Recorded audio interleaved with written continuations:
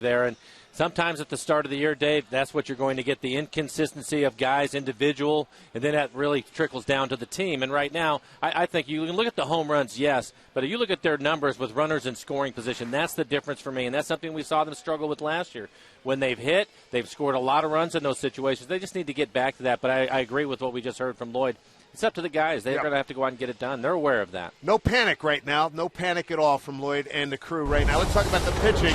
Erasmo Ramirez against Colin McHugh, a call-up. He's got 8 games and 0-8 record. Erasmo Ramirez, a great first game. Since then, he's been trending downward. Well, I don't think it's any secret. His last 3 outings, they have been short. He has not pitched well. I think if he can be aggressive in the strike zone, which is what we saw in spring training. We saw that in the first game against Anaheim. Now all of a sudden he starts to nibble. Don't worry about the strikeouts. Get out of the way early if you can. Use the good fastball. Get back to that changeup. That changeup is a very good pitch for him. And just try to get through hitters a little quicker, and hopefully he can get deeper in this game. Lloyd said throw strikes, don't worry about mechanics. Get us through 5-6 innings. Give us a chance. Getting ready for action. Game number 2 against the Astros. Mariners trying to break a 7-game losing streak. First pitch is straight ahead.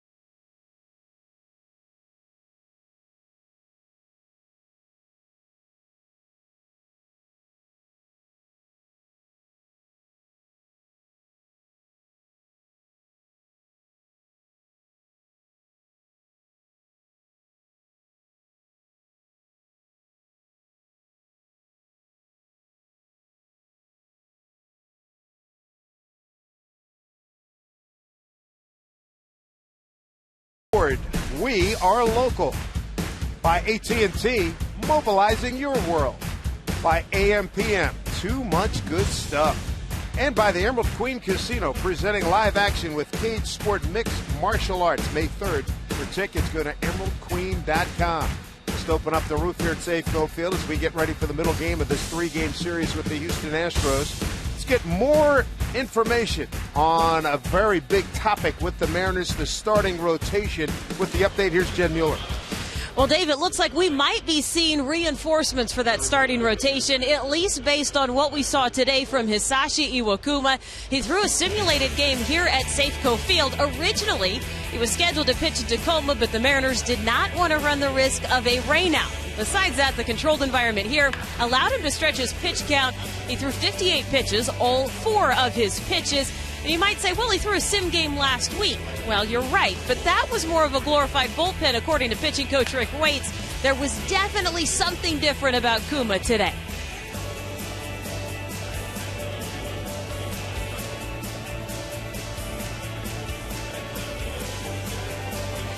Well, what we heard about Kuma today is that there was a definite finish to the fastball, that his curve had a little bit of a bite to it, and that he looked strong. Not quite strong enough.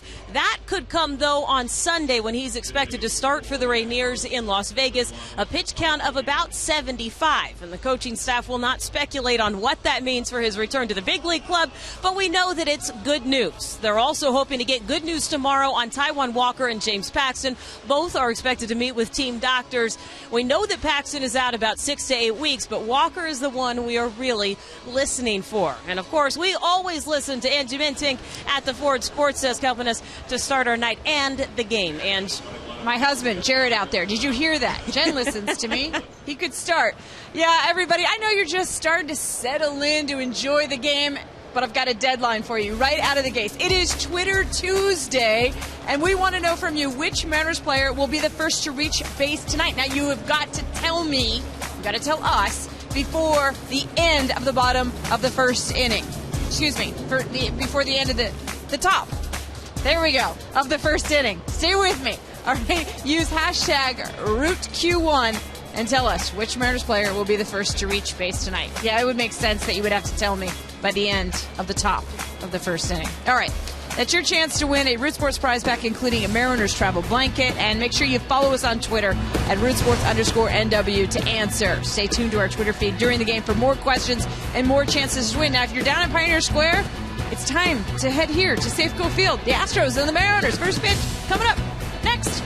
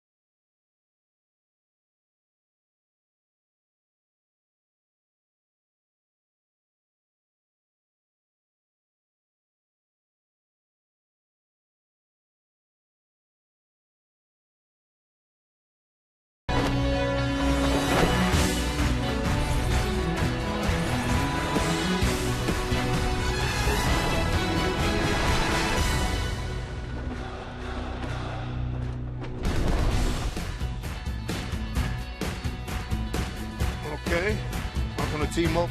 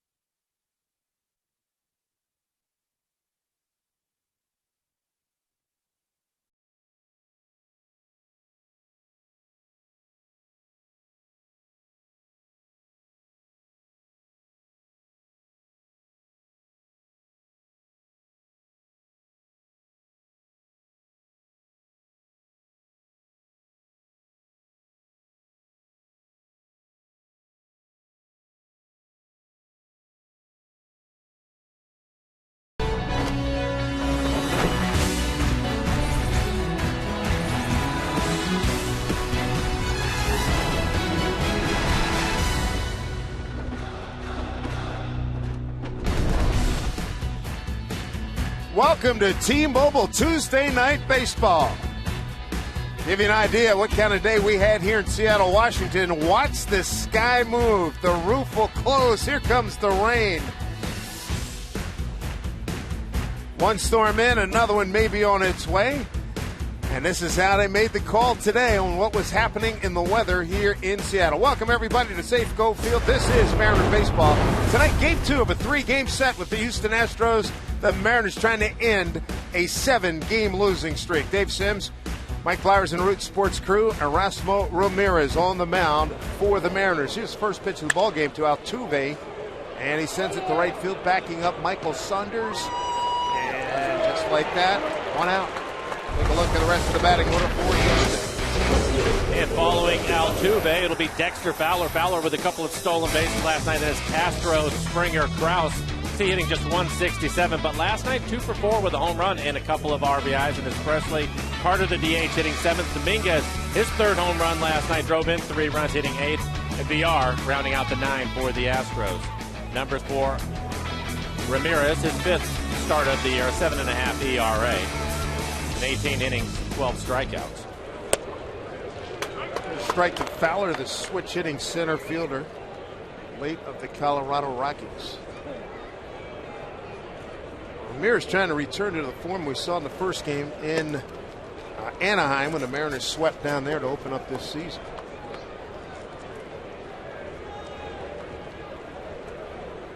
Astros, when you look at their profile, it's been a struggle for them as well. And the umpires for tonight's ball game, Scott Barry behind home plate. He's joined by crew chief Jeff Nelson at first, Marcus Patillo at second, and Lance Diaz at third.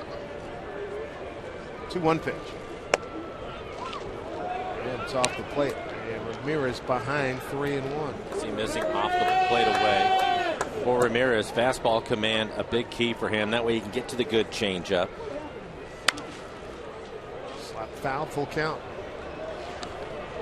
Big part of his issues, throwing too many pitches early, falling behind in counts, and then having to throw the ball in the middle of the plate has cost him. He was so good in spring training, working off the edges, and his first outing against Anaheim was excellent, and his last 3 have been a struggle. That goes to what you were just talking about right there. That pitch got a lot of the plate. Well, if you fall behind in a 3-2 count, you know that Fowler can run. You don't want to walk him, so you pretty much are stuck at that point. Hope he hits it at somebody. 3-2 pitch. Walked it.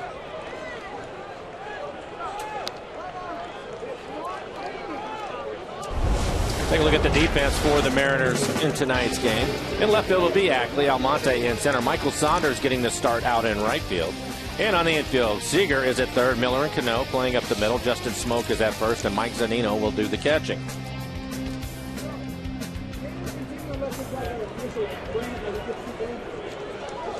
It's starting to rain on Ramirez.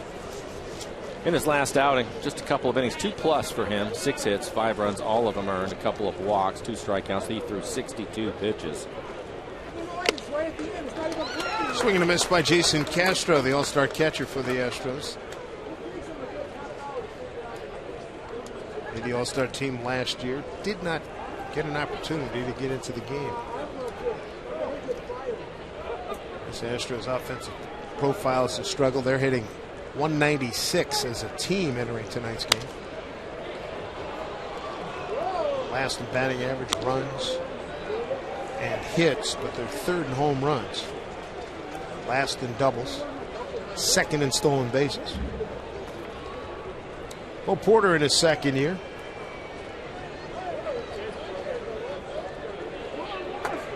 Didn't take long, Dave. A few hitters in, the roof is starting to close. Yes, indeed, hit that button.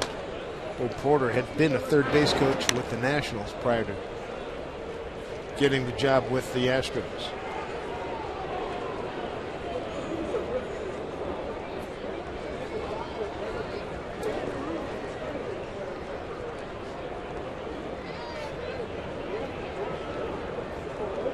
Ramirez set. There's a fly ball deep to left. Going back is Ackley on the track, and it's gone. A 2-run opposite field home run by Jason Castro. And a quick 2-0 lead for Houston. That's his 4th home run. RBIs 8 and 9. He powered that one out of here the other way, and he got it on an 0-2 pitch. 0-2 pitch. But he tried to waste a fastball. Take a look at it. 94 miles an hour. Zunino sent up just off the outside corner, which is where he throws it. I think you need to get that pitch down about belt high. Give Castro a lot of credit as he barrels this up and hits it out in the ballpark to left field. So an early lead for the Astros. There's George Springer, their highly regarded rookie, called up last Wednesday.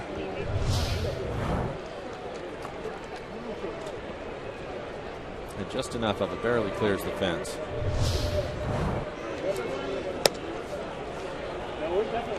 Zunino going out. Try to get Ramirez on track. He's behind 2-0 here. Rick Waite's the pitching coach. Quickly out.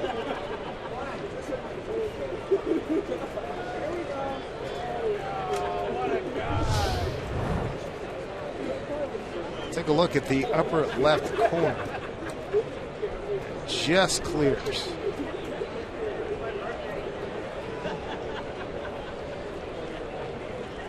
The Astros, their 23rd home run. And game number 21. Ramirez behind 2-0. Hit hard. Seager stays with it and throws him out. 2 outs. Good play by Kyle, trying to help his pitcher out on a 2-0 count. Springer jumps on a fastball. It's going to skip off the grass. The grass is wet. It started raining here. The roof is closing, so a good play by Kyle.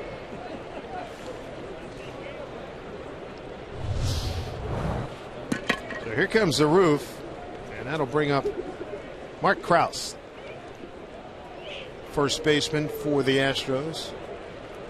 2 for 4 night. A couple runs batted in last evening. Had a home run in the 8th.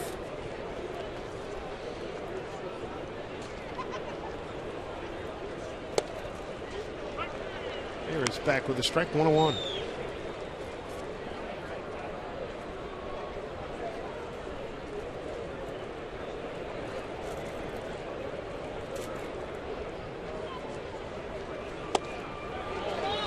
All 2 strikes. Better fastball. Location of it right on the outside corner. But the big key is with the movement, he keeps it down. He can get some strikes with his fastball. That'll make his changeup better. Here's a 1-2 pitch. Bounces up there.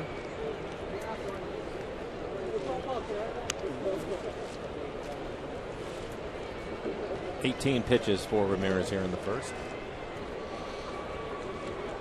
Something you don't see often here at Safeco Field, an umbrella unfurled. Here's a 2-2. Swing and a miss. And that'll do it for the Astros. They come up with a 2-run shot by Jason Castro. Take an early lead, 2-0. Mariners coming back.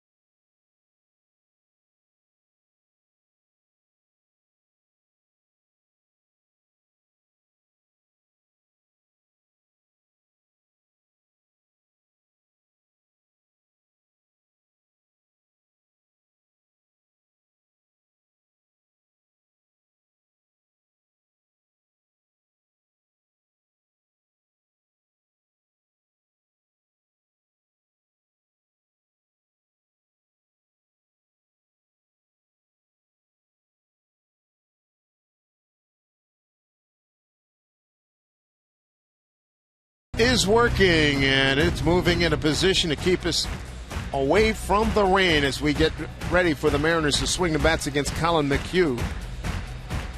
Take a look at the Mariner batting order for tonight. Tonight's starting lineup brought to you by Chevron. Leading off, it'll be Almonte. Then it's Ackley, his second night in a row, hitting second. Then it's Cano, Hart, Seager, Smoke. Saunders getting the start in right field. He'll hit seventh. Then Mike Zunino. Over the last 8 games, a .310 batting average with a couple of home runs. He will hit eighth. And Brad Miller, the shortstop, rounds out the 9 for the Mariners.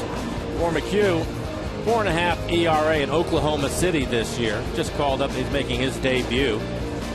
Fastball will be around 90 miles an hour. Also mix in a slider and a changeup. And the defense for Houston. Presley is in left field. Fowler out in center. Springer, the right fielder. And on the infield, Dominguez at third. He was the DH last night. VR and Altuve playing up the middle. Kraus is at first. And Castro already with a home run for Castro. He will do the catching tonight. So here's Almonte trying to get something started here for the Mariners. First pitch from McHugh's in there for strike. Abraham 1 for 4, knocked in the 2 runs for the Mariners. Batting right-handed, he slapped one down the right field line, bringing a couple of runs. Colin McHugh, 26 years old, born in Naperville, Illinois, lives in Atlanta, 6'2", 195. He's been with the Mets in Colorado.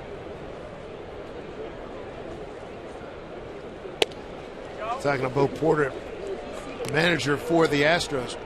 He said he told his front office people, listen, get me some guys with big league experience who are not spooked. Give us a chance to defend the baseball. So you saw us last year. We had a lot of young kids that were up here who were scared. So you saw some of that adjustment with the guys in the bullpen that he has now, some veterans. So he said, hey, get me some guys who've done it before while we continue to grow the youngsters down on the farm. 2 balls, 2 strikes. American League debut.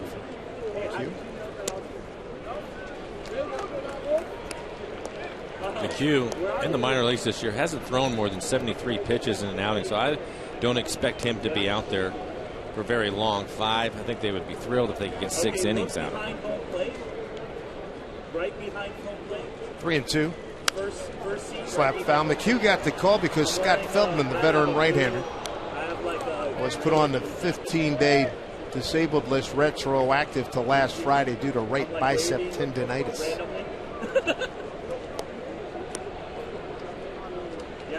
So Almonte, just a .267 on base percentage. Leadoff man for the Mariners. Looking for him to get hot. And then they have a buffet behind him.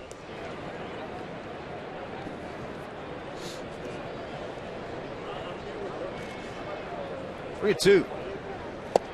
Came out. Almonte strikes out. That's the 29th time he struck out. That's the most on the ball club. It's like a cut fastball, just 89 miles an hour. It is on the inside corner and right at the knees. According to our tracer, that pitch is a strike, but he'll swing over the top of it.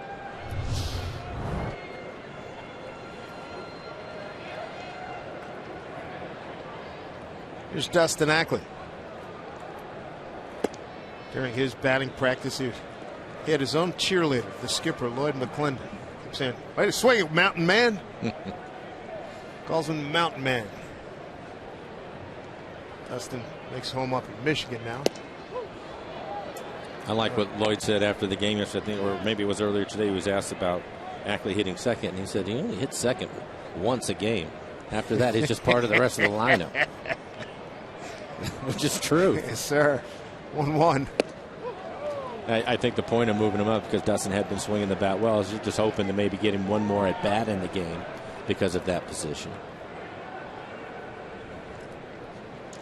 Second night of the new seats. Both dugouts for the coaching staff. 1-2.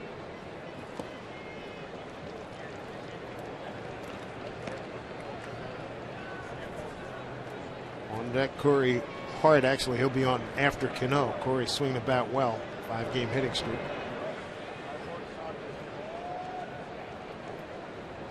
2-2.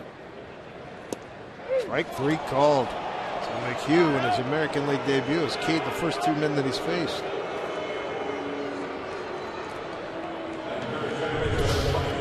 Good fastball, definitely on the plate. I think Dustin thought this pitch was down. Scott Berry said it was at the bottom of the strike zone.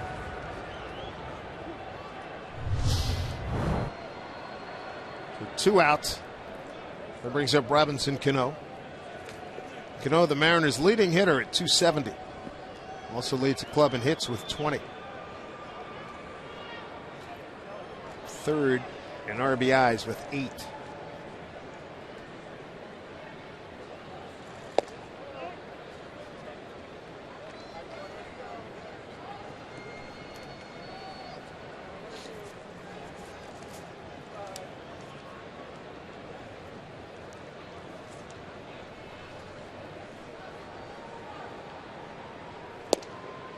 There's a strike, 1-1. Well, we're going to New York next week, and I heard Lloyd McClendon during the same batting practice watching Cano just bombing balls out in right field into the stands. And they gave the John Sterling Robinson Cano, don't you know?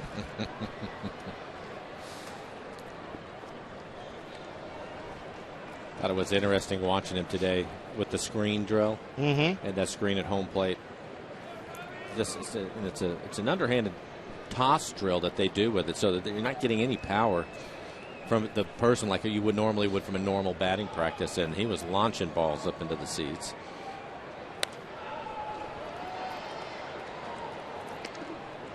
Ball and 2 strikes. He had Brad Miller out working with him on the drill today.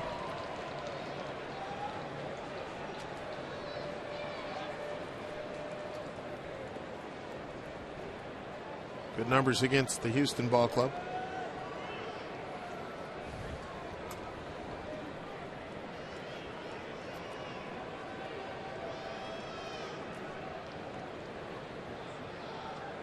On 2. Just got a piece of that.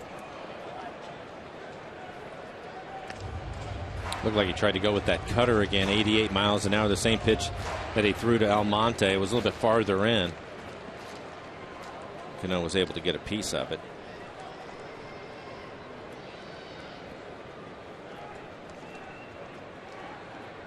Trying to get a base hit against Colin McHugh.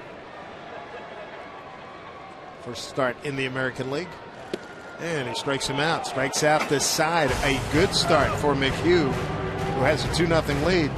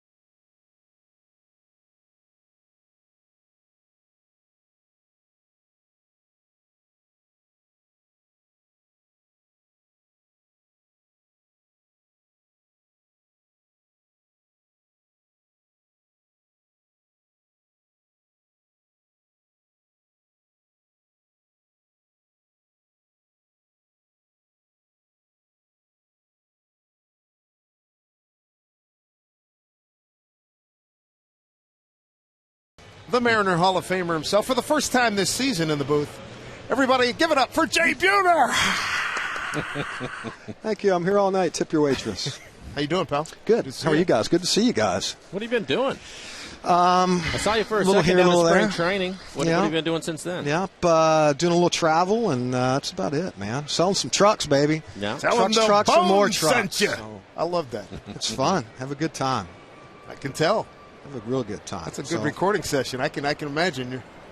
I enjoy it. They make it fun. Good group of guys, and I tell you, I mean, we've been selling a lot of trucks. So thank you to everybody out there. And you need a truck, come see us at Northwest Motorsport, baby. Here's my plug. There you go. There you go, Don, Kenny.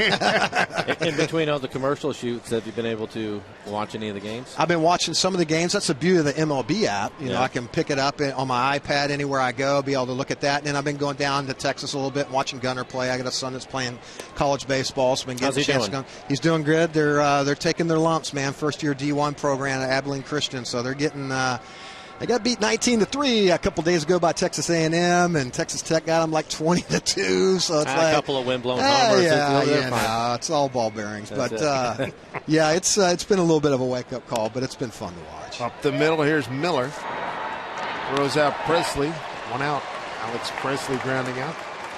Well, these free swinging Astros didn't waste any time, did they? How about that, huh? They don't get cheated on that fastball. That's the one thing. Get a bunch of young guys in the lineup. Yeah, they don't want to get 2 strikes on. No, they're whirly birding. Yeah. The one thing we liked the Castro kid last year. Remember that? Well, he made an all-star, right? Yeah. Off to a slow start this year, but that was impressive. I mean, that's real power. When you start talking about power, when a kid can stay on the ball like that, 0-2 too, and go oppo for a home run, it's pretty impressive. You can see why he was an all-star. Here's Chris Carter. But you better start doubling up that change up a little bit more and get him off that fastball. What do you think? No. Or get a little bit further off the plate or bury it. Sink it a little bit more. Or give them a bow tie or two, right? Do they do that anymore? Not really. Nobody pitches inside anymore because they're afraid they're going to get kicked out of the game or something? What's that all about? You're right. You don't. Or throw it down the middle and get lit up. Curtis just reminded me that Felix does a good job against Josh Donaldson. Look at his drive. Deep left field. I was just about to say that he loves hitting here. Well, he wasn't in the lineup last night either, so I guess that was a good day off. Mackerel. Huh? Chris Carter, before that blast, a .529 slugging percentage here in Seattle since 2010. And he's a guy in his career has hit 33 road homers against just 16 at home. And that's not a very big ballpark in Houston either. Boy, did he unload. It's an off-speed pitch. I'm not sure if it's a changeup or a curveball. 81 miles an hour. Little hang it and bang it, Michael. Yeah. Mike, we had seen him do that when he's with the Athletics. There's a drive to right center field. Tracking is Almonte. He's there for the second out. Retires Matt Dominguez. Dominguez had a terrific night last evening, going 2 for 3, a 2-run homer and an RBI double. Yeah, he didn't get cheated last night off of Felix, did he?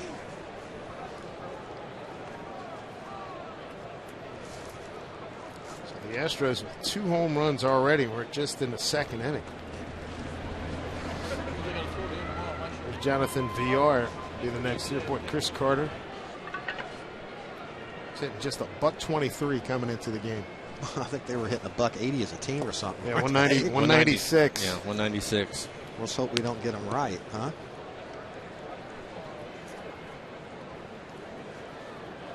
VR last night 0 for 4.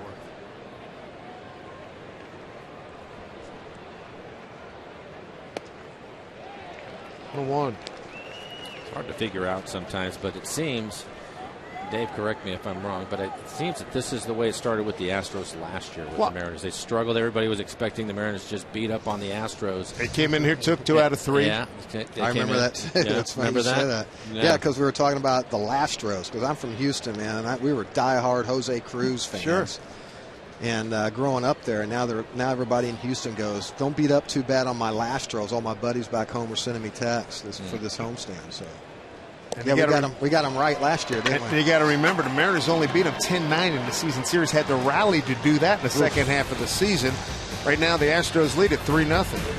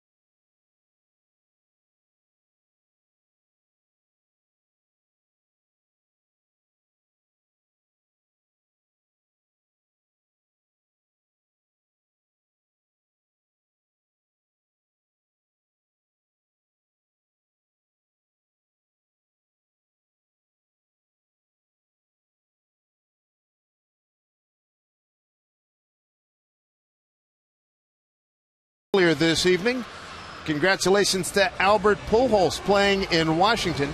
He's already sitting on career blast number 499. There's number 500. Becomes the 26th player in big league history to hit for 500 home runs and the first to hit 499 and 500 in the same game as they take game 2 of their series in Washington, D.C.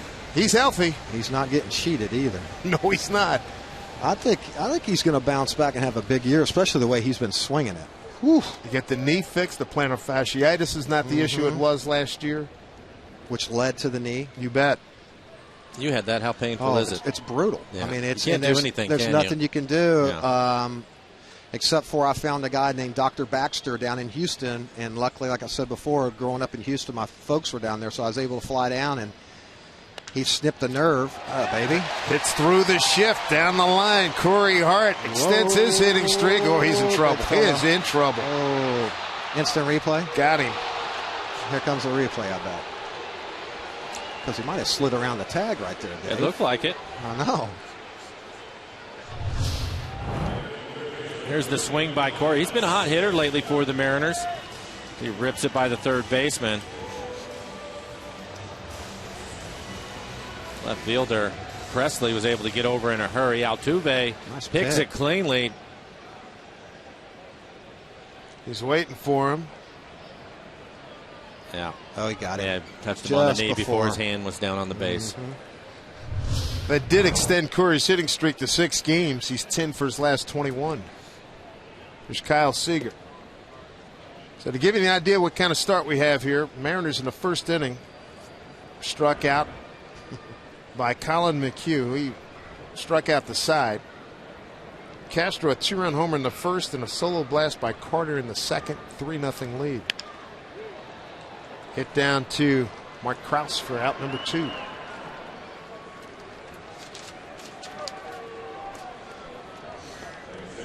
It's a ski cap, it's a faux facial hair, and it is back. Blonde and retro. Mariners beard hat, must-have fashion accessory of the year. It's free to the first 20,000 fans Friday night thanks to Jack Links. Take home your very own old-school beard hat. Log on to Mariners.com for tickets. Quick 2 outs here in the second brings up Justin Smoke. Shift is on. Pat Listash, their third base coach. You remember him, 92 Milwaukee Rookie of the Year. Absolutely. And he has made a study. He says he comes in every day and watches every ground ball. And they were shifting like crazy a couple of years ago when he was with Dale Swaim's Cubs. That was the year Darwin Barney won a Gold Glove. So I think he has just about all the particulars, all the gaps filled. He said the data now, it's so much different from when you guys were playing. You talked about that last night, Mike. He said the data that's out there available for him is just extraordinary. He says, I'm going to use it. There's a power drive, left field, deep. Get up. And a heck of a catch by Alex Presley. At the ball. A 6-pitch inning for Colin McHugh. As Smoke charges it to the opposite field and needed just a little more oomph. Nice athletic play here by Presley to turn away the Mariners, who had 2 hits in that inning and only sent 3 men to the plate.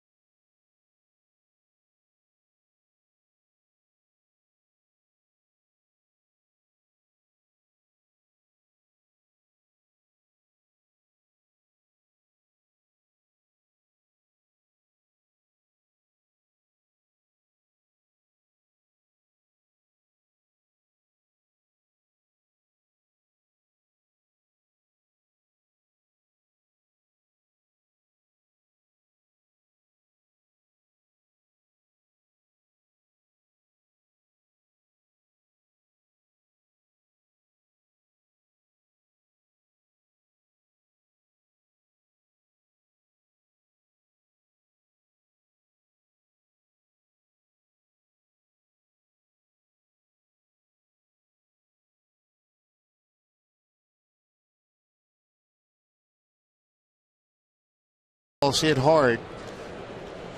And they end up with just one hit. I said 2 going to break. As Altuve will lead off. Aggressive hitting little guy. I like this guy. I like him a lot. He doesn't get cheated. I think he's leading their team in stolen bases. That's 8 out of 9. Good little player. Take charge. Has an idea of the strike zone, that's for sure. He is aggressive on the fastball, too. He'll spray it around. Ramirez down 3-0. Play the top of the 3rd, up and in. And Ramirez behind 3-0 to the leadoff man. The Altuve, Fowler, and Castro.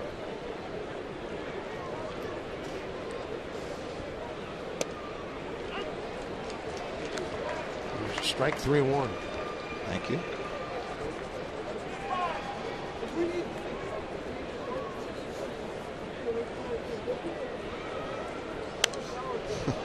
I'm looking at his bat. His bat looks almost as big as him, man, holding it in his hand. He buggy whips that thing, though. He turned it loose, though, didn't he, on the 3-1 yes, he did. fastball?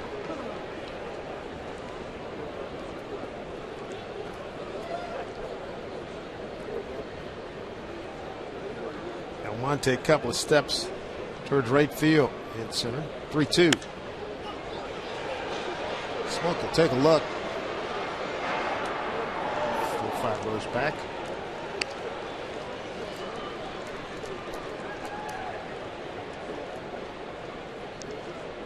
Jay, when you're going through losing streaks, how did you handle it?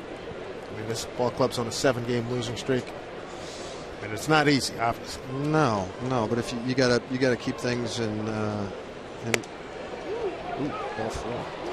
I mean, you got to remember that you can control some of the ways they've been losing some of these games. I mean, their defense, a couple of plays last night, some timely hitting. So if it comes down to that, then you know how to correct that. Sometimes you just got to tip your hat when you get beat. There's times throughout the course of the season you just get your handed to you, So you tip your hat and you move on. But early on, I think the biggest thing is you can't press the panic button. You got to stay close as a team. You got to keep things positive as you can. Keep things inside the clubhouse and don't listen to all the other BS that's going on outside. So, runner goes, an unbelievable jump.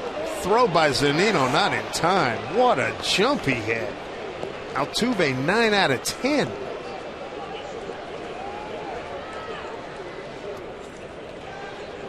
So Altuve at second base.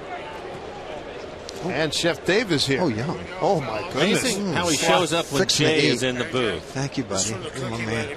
Over the Hit It Here. This is from the Hit It Here crew for you guys. That's nice. Thank you. Thank you. You're a good man. I figured you want a little show. There you go, guys. Thanks. All right, Dave. Thanks, man. No reason to wait. Give us a review. Come on. I will in between innings. Oh, that looks so good, huh? What kind of sliders? What is it? A little pollo. Nice. Little fried Very chicken. Nice.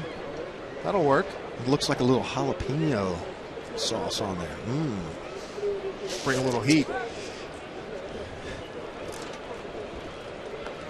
Well, you got this time down. This happened a couple times last year. You came up Only here. a phone call away, baby.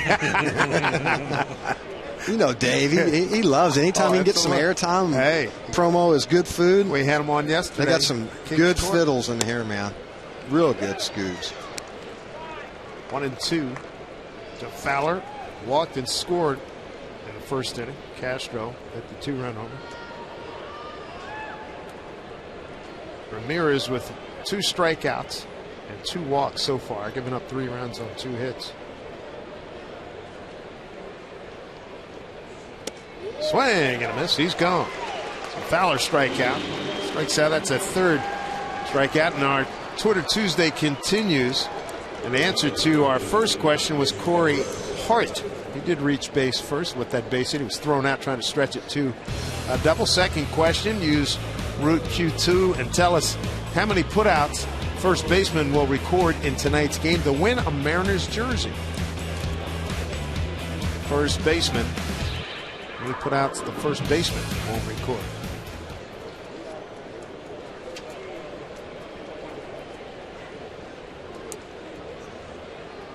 Listening to what you were talking about, Jay. sometimes you're just going to get beat.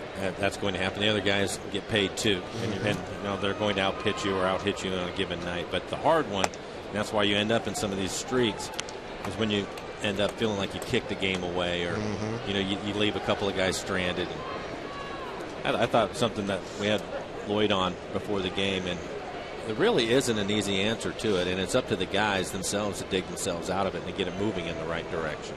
There's not an easy answer there, is there, other than that? No, and then everybody handles pressure in different ways. I mean, so you can't, you wish, if they could figure out a way to reach in every kid's heart and find out, what they got in there, make it a heck of a lot easier for GMs to go around and make decisions. Make decisions, wouldn't it? But that's just how it is, how guys handle adversity. And there's something to be said, though, about friendly competition and being accountable and having a loaded minor league system that if somebody's not doing the job up top, guess what?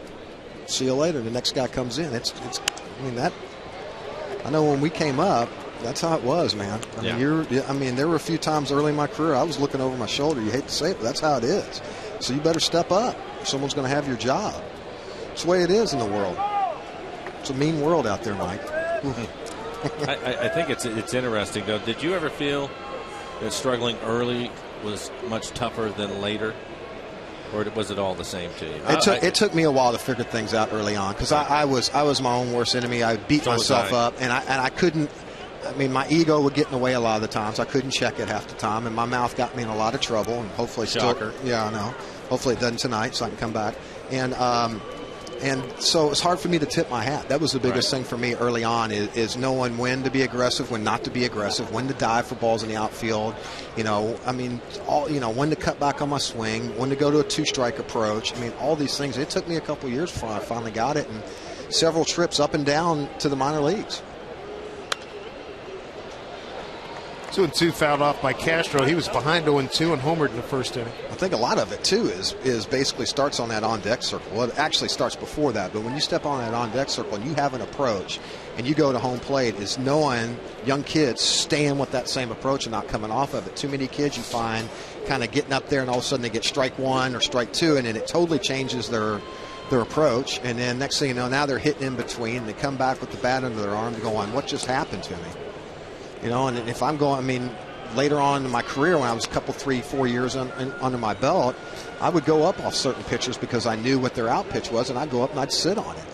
And know that if he threw me 3 fastballs right there, that sometimes I got to tip my hat. And it's not a very good walk, and you're pissed. Yeah, there's no doubt about it. But I went up there with the approach, and I stayed within my approach. That changes a little bit when you get 2 strikes. Obviously, you hit off the fastball, but still, you got to have an approach, and it cannot change from the time you walk up there to home plate. Yeah, but that sort of discipline, and it takes some time. It does. It takes a lot of times. You got to have confidence in yourself and your ability. You got to learn to trust your eyes, trust your hands. There's so many things that come into play, and it takes a while for you to start to figure that out. I think the hardest thing too, is, especially for a young player, is they know, and they probably talk to the hitting coach, and they're telling them, okay, well, you need to go up there and take this curveball away from him one time, and that'll get him off of it. And the minute they take that first fastball down the middle, it changes everything. And now they're upset because they didn't get a chance to hit it, because most of them get here by hitting the fastball. And guess what? You know as well as I do that might be the best pitch they get that whole at bat. Yep. And they just took the best one. They're like, well, wait a minute. In AAA, I'm getting at least a couple more of those. Not here. Now they double up on a changeup, or they throw a slurve or something. You're like, well, I didn't even know he had that pitch. And yeah, it can be. It's a battle. It is. That's what you love about the game. Struggle continues for Ramirez. Second walk of the inning, third of the ball game. We're in the third inning. Action out in the pen. As they look back towards us, we're above the A in Safeco Field.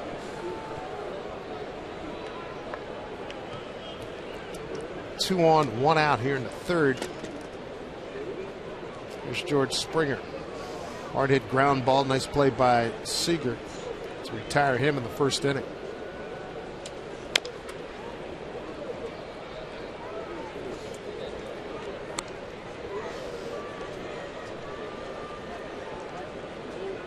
Three strikeouts, 3 walks by Ramirez. Trying to regain the form he showed back on April 1. At the Angels, 7 innings of 6 hit, 2-run ball, no walks, and 6 strikeouts.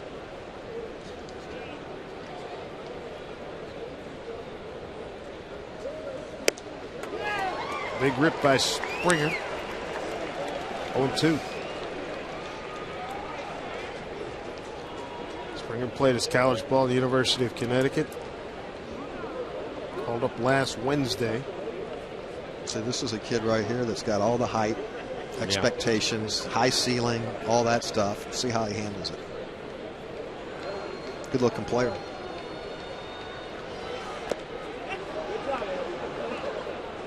I think that it's interesting. Bo Porter choosing when he comes up, just put him right there, hitting cleanup. Go get him. Why not? Yeah. Throw him into the fire, man. See what you got. Right.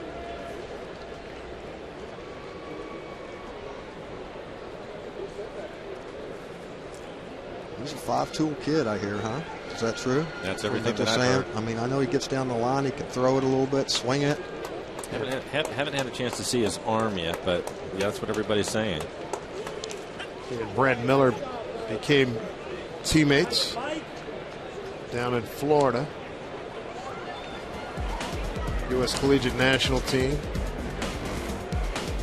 Went down and lived with Miller and his family during training time. A little pecking order this game, huh? During this series. Huh? A little side bet. Ball and 2 strikes.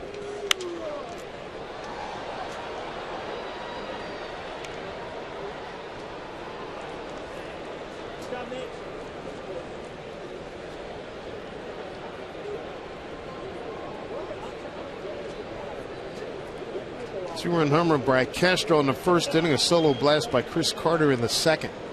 And the Astros here in the third, threatening again.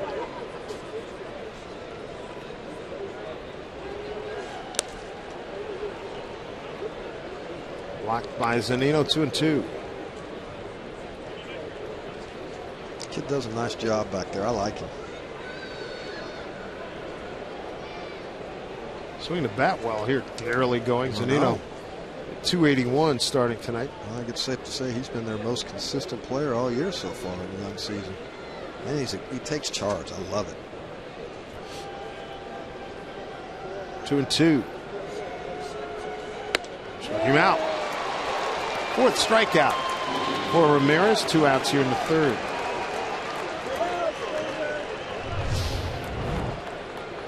He gets him to chase a pitch off the plate and inside, ties him up with it. I don't think he's figured out that hit it to right thing with 2 strikes, Jake, quite yet. Young man turning it loose. He doesn't have the flicker. Not yet. Not yet. No, it's hard, and harder, isn't it? It's great. Yeah, he'll figure it out that you can't backleg everything. Mark Krause struck out on a 2-2 pitch his first time. Strike one from Ramirez. 26 pitches this inning. Well, it's been the issue over the last 3 games in his struggles, throwing a lot of pitches. Hasn't been able to work deep into a game since his first outing. And already 57 pitches as he works here in the third. That's what he needs command of right there. 0-2. Keep pulling the string, man. 2 base runners aboard via the walk. Altuve led off with a walk and then stole second.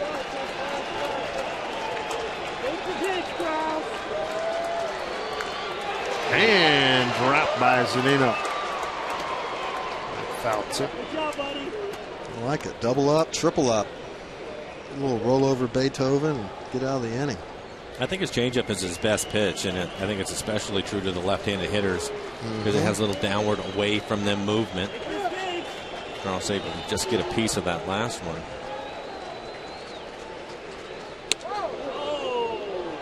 One and 2.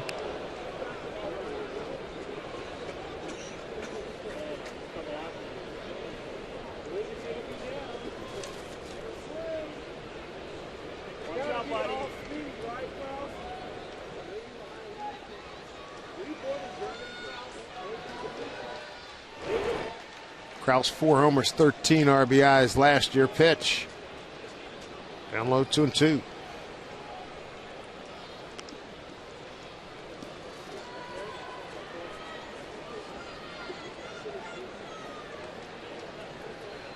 Lloyd McClendon was talking to him after the media session today. He said he's so much better prepared this time around as a manager.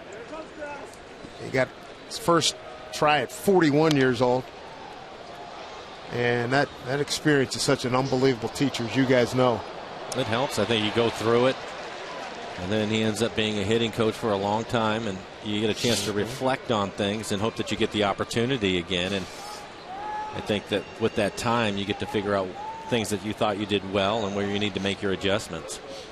Plus, being under Leland over there, I learned a lot right there. Just get right in his back pocket and just shadowing. 2-2 pitch. Swing and a miss. Ramirez striking out the side. Also walked 2 in the third, trailing now 3-0.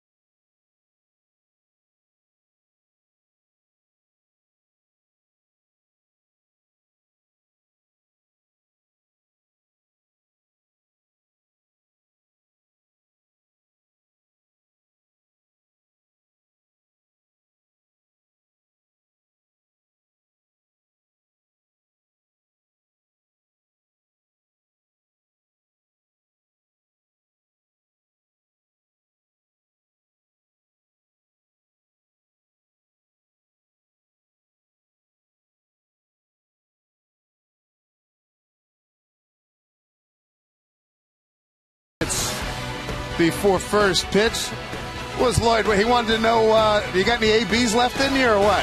He was trying to recruit you, re-recruit you? No, just didn't get a chance to say hi to him earlier during this press conference, so the timing wasn't good, but he's a good man. Both you guys in the Pirate organization at one time? Both in the Pirate organization, know a lot of the same people, and he's just a good dude, man. They're lucky to have him. Indeed. I like him a lot. You were talking about his relationship with Leland. He said, oh, man, things are going bad. He says, come on, run the track. You get a stale hot dog and a beer. Spend some money. Nothing wrong with that. Nothing wrong with sitting around drinking a few Diet Pepsis and discussing a few things from time to time, especially on when you're in a little bit of a rut like they are right now.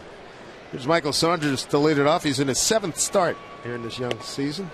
It's a strike one. Michael struggling at 188. No homers and 2 runs batted in with 1 stolen base. Saunders, Zunino, and Miller, 7, 8, 9 here against Colin McHugh. Check swing, fouled off.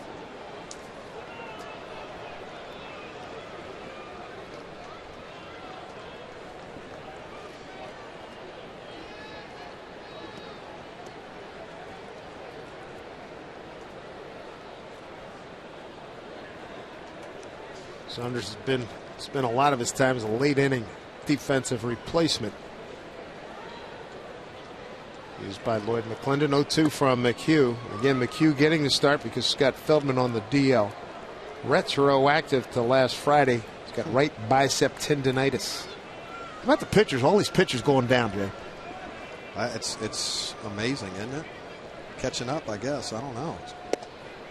Took a lot off of that pitch. That is strikeout number 4 for McHugh. Every one of these kids throw 98, you know.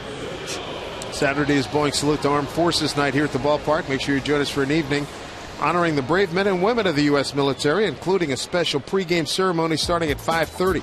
15,000 fans are going to receive a commemorative military coin following the game against the Rangers. Get your tickets by logging on to Mariners.com.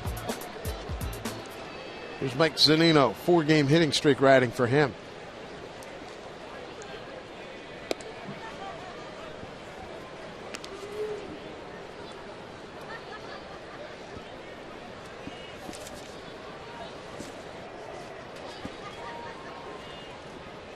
One to Mike. Mike hit a long foul ball last night that almost ended up on the street. And not too many get hit up there, do they? No. 1-1. That's hit hard and foul.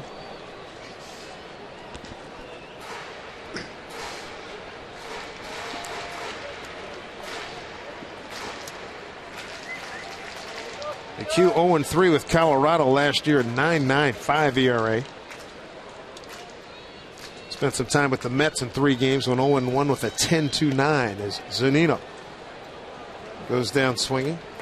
Back-to-back Ks, 5 for the game so far from the Q.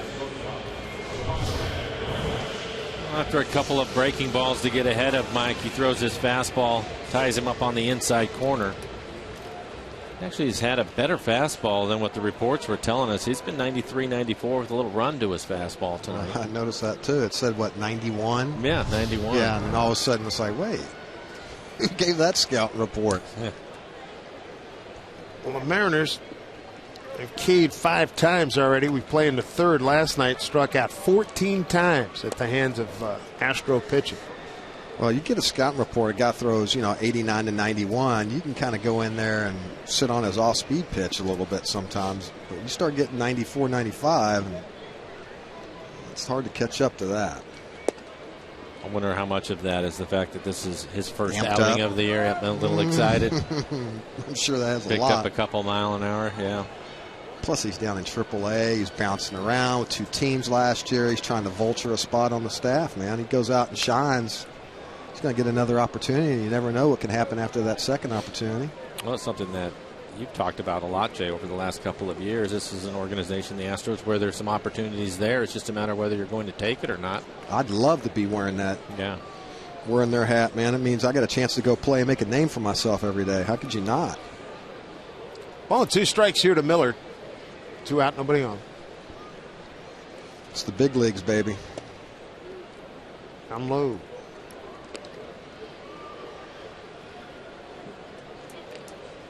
One hit for the Mariners. Corey Hart leadoff single to left, tried to stretch it into 2 and was thrown out by the left fielder Alex Presley. 2-2. Another strikeout. So 3 innings, 6 strikeouts for the Mariners, who trail 3-0. And take you inside our operation at Root Sports. Mark Engelbrecht, our director in the middle, Curtis Wilson on the left.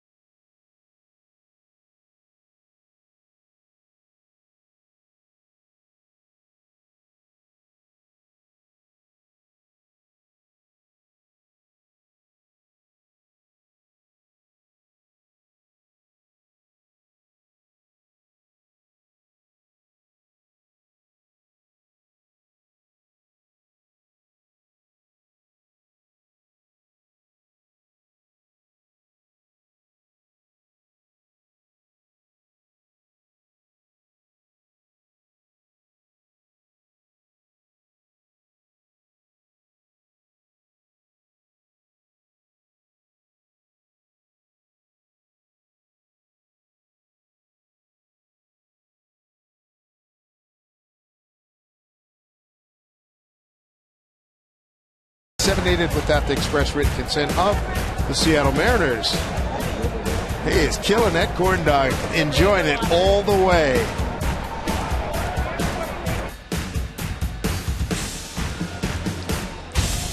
Get well wishes to our audio engineer in the truck, Lee Collette. A little bit under the weather. We hope to see him on Friday. And, of course, our technical director pushing all the buttons was Glenn Wilhelm in that last shot. I owed Glenn one there. You better take care of it. Well, Gwen's at the controls. He does have a way to get himself on TV a bunch, so I guess it's going to be a push. Alex Presley leads off 2-0. 3-0. Ramirez has walked 3, struck out 5. On deck, Chris Carter was behind in the count his first time up 0-2 and hit a monster home run left field.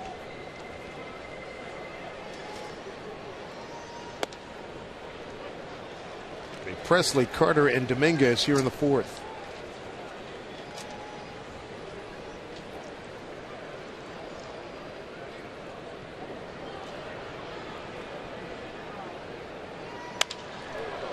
Ooh, what a hop. Base hit. Time for a Seattle City Light power play. And it's all about a couple of home runs. First, Jason Castro goes opposite field. He was behind in a count 0-2. And then in the second inning behind 0-2, Chris Carter went yard.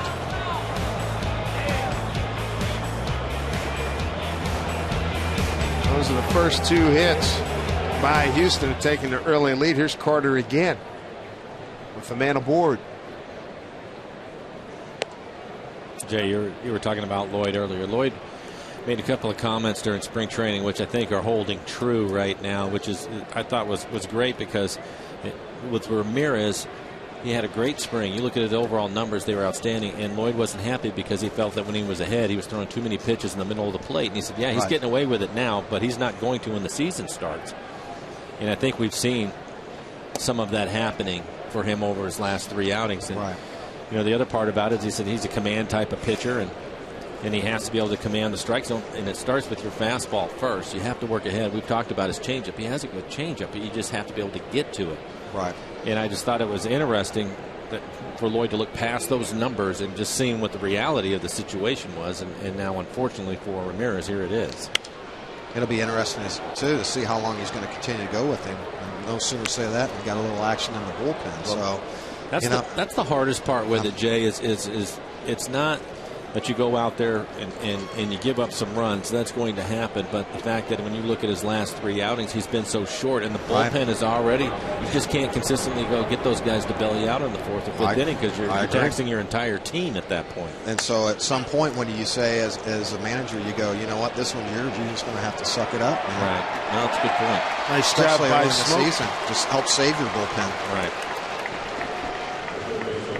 But I mean, that just goes to show. I mean, he's smart. He looked ahead. He understands what his abilities are and how he pitches, and he's got to be able to get ahead, and he's got to be able to basically work all of his off-speed pitches in there. And tonight, you can see already that a couple of the 0-2, especially, he's got hurt both times on 0-2.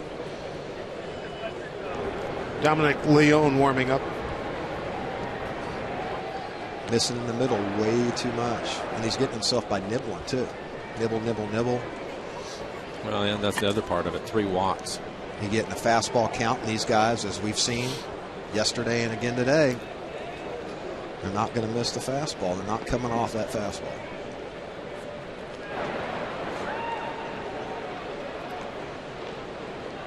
I mean, it is the big leagues, man. I mean, I don't care how young a team are, and they're not household names and whatever. You can throw as hard as you want, but you miss down the middle of the plate. These kids, nobody's going to miss a fastball down the middle of the plate very often. This kid's dangerous. We saw him go deep last night. 21 homers, 77 RBIs last year for Matt Dominguez. He's got some thunder.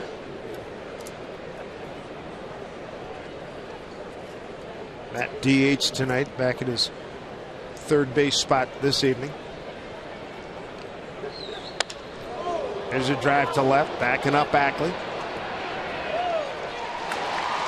Makes the catch and gets it back in quickly. Nice throw. Oh, boy. Got away with one there, too. Just that's that little late run. He had just enough, a little bit of a late run in there to get him off the barrel. 73 pitches through 3 2/3.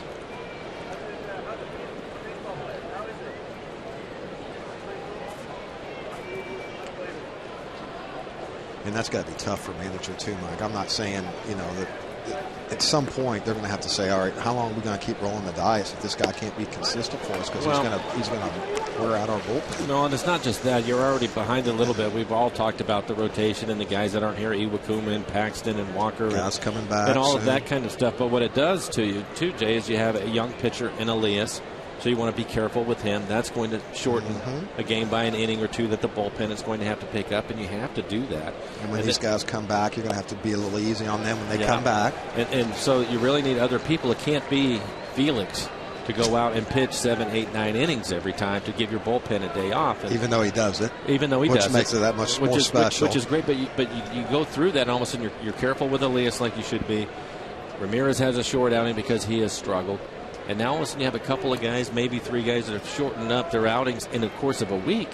And all of a sudden what the problem is your bullpen not only gets taxed and tired, but then as you're trying to manage the game to win the game, there are certain guys that you have to stay away from because and all of a sudden you have a chance to win it and somebody's not available to you. Yep.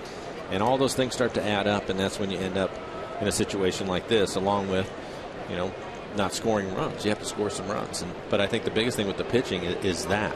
You have to get some guys to get deeper into some games. I agree. Strike 3 call. 6 strikeouts for Ramirez. He strands a runner in the 4th. Houston leads 3-0.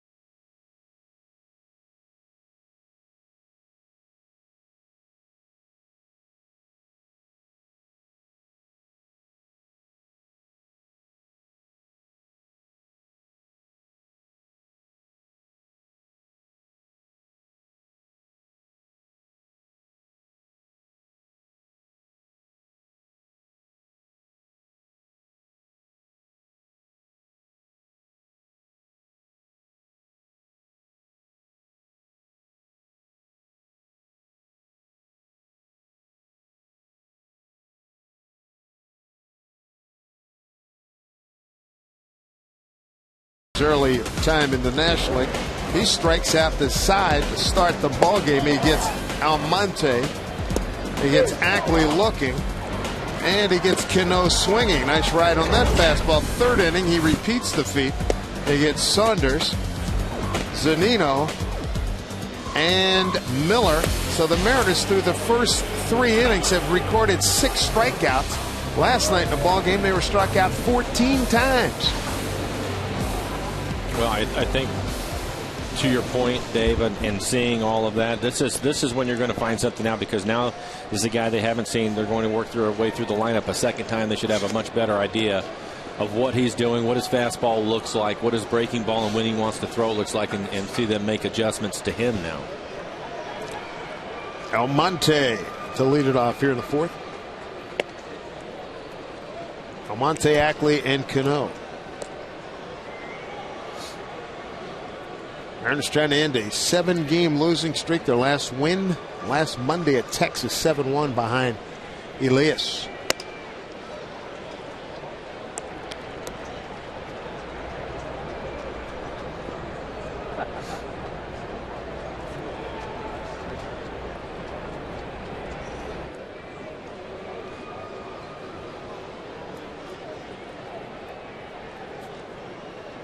Two-0 pitch. Thinking for a strike.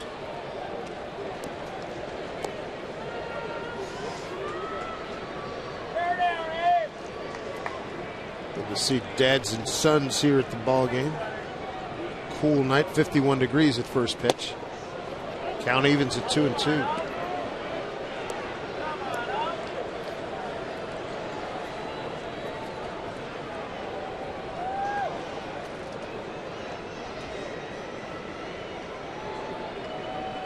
Two pitch. Not a full count. You guys have seen Almonte. What do you think of him? I like him. I like his speed. Haven't seen enough of him at home plate swinging it, but I think that one of the things that he did last year that we haven't seen enough of so far here early on is his ability to bunt for hits. Utilize his speed. Yeah, take advantage of the speed that he has. Steal some money bags for you a little bit too. Yeah. No. But again, he's a guy that came up, played some last year. Towards the end of the season, you have to give him some time to adjust. And I think the one thing you were talking about, Lloyd, earlier, it seemed to just from spring training on, he decided that this is going to be my guy, and I'm going to stick with him. That's because of that right there. Slash it, and speed creates havoc. Right, and just stick with him, and I think that's given him confidence even through and he's been fairly consistent. As you take a look at this base hit, he's been able to get to a fastball. It's at the top of the strike zone, just serves it into left field. But as the season goes on, you just hope that consistency, those gaps in between are shorter and shorter. But you have to give him an opportunity to play and find out because of his raw ability. You have a switch hitter with some speed at the top of the lineup. Yep. They can go get it in center field. It's cover some ground for him. Have to give him a chance to go play. Saw him do his Gator chump. Mike Zunino and Howard Johnson got to him with that minor leagues last year. Turned him into a Florida Gator fan. Exactly. Struck out on a 2-2 pitch, struck out looking. He'd like to do that about 200 times a year. You know it. I'd love to see it.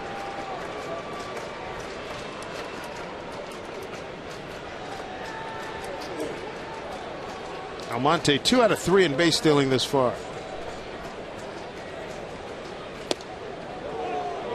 Ackley behind 0-2.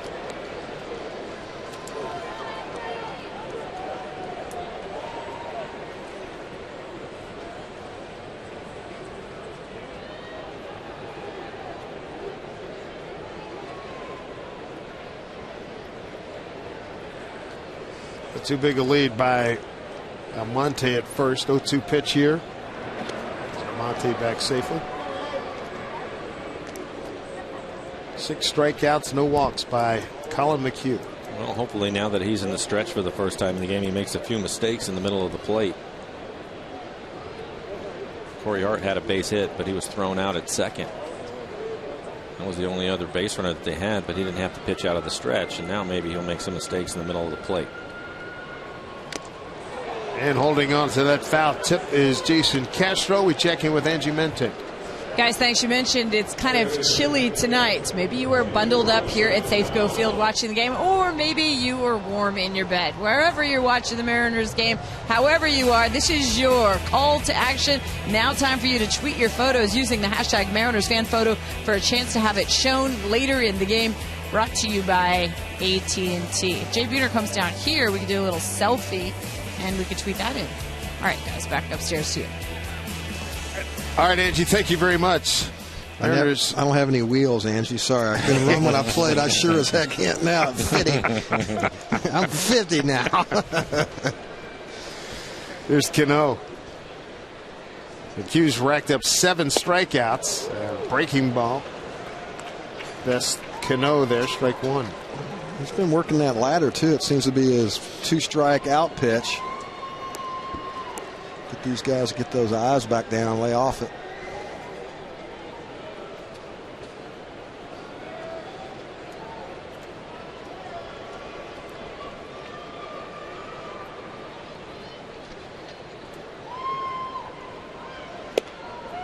Pitch way outside, 1-1.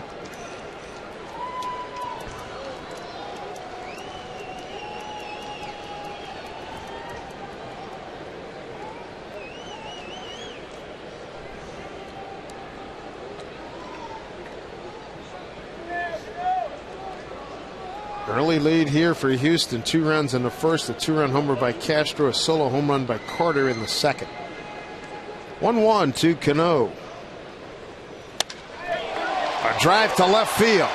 That will go foul.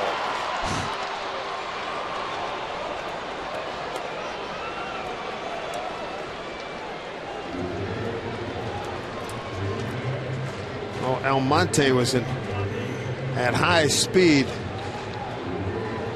Ball just kept slicing on Cano.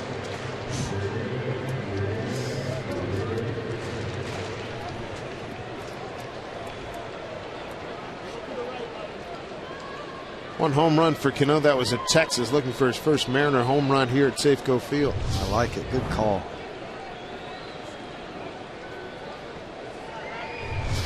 I was running all the way down first going, please stay fair, because that's a ribby and a double. Please. On 2 strikes. And he shoots it past the third baseman Dominguez. A base hit for Cano, and the Mariners, with 1 out, have runners at first and second.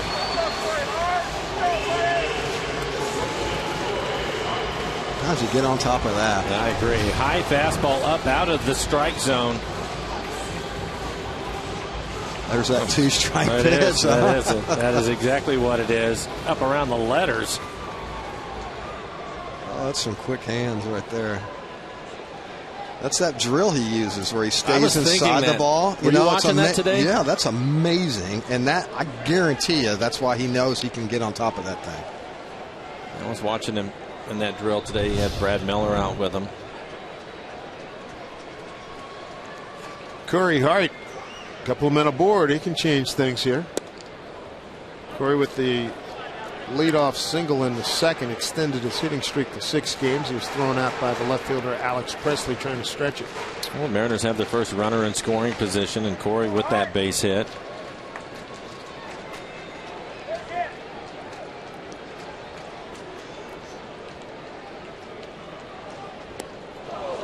Oh, 2. Pulled the string, huh? A little bit slower when that's on.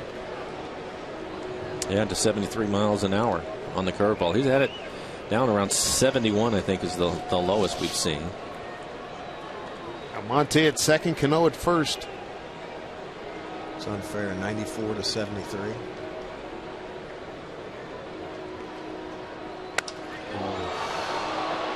Popped it up.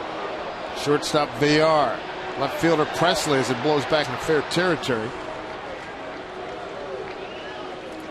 2 outs, 2 on here in the fourth. Time now for a Century Link to what's next. Jared Cosart takes on the veteran Chris Young. That is a large ERA for Mr. Cosart at 7.36.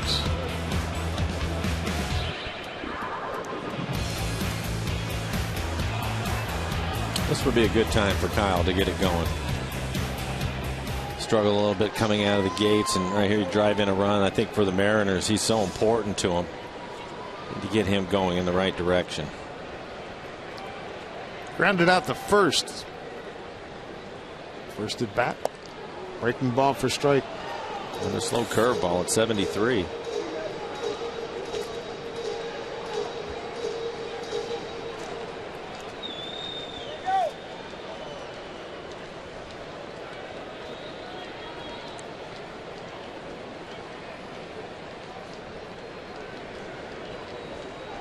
Comes the 0-1. Foul.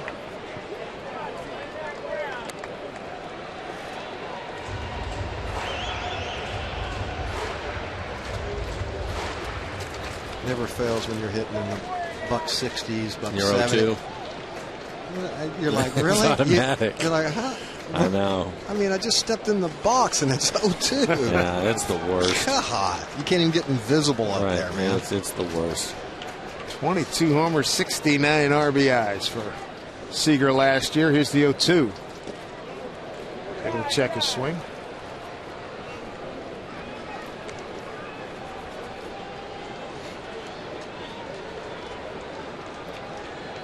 And that's that little guy. You got to get him out of your head, because right here you got to still do some damage with 2 strikes.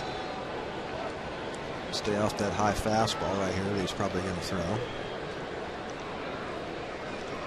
Tough second half for Kyle last year. 212 with 7 homers and 25 RBIs. First half last year, 293, 15 homers and 44 runs batted in. 1-2. Man, he struck him out. That's 8 Ks for McHugh, 1 shy of his career best. 3-0 Houston.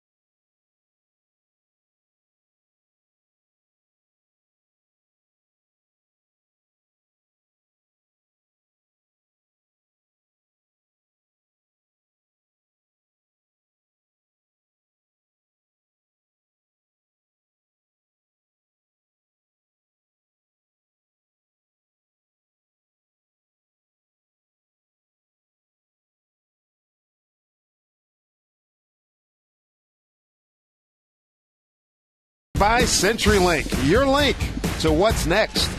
By BECU, you'll always find a lot of convenience without a lot of fees. Become a member at becu.org. By BNSF Railway, sponsor of the BNSF Blast.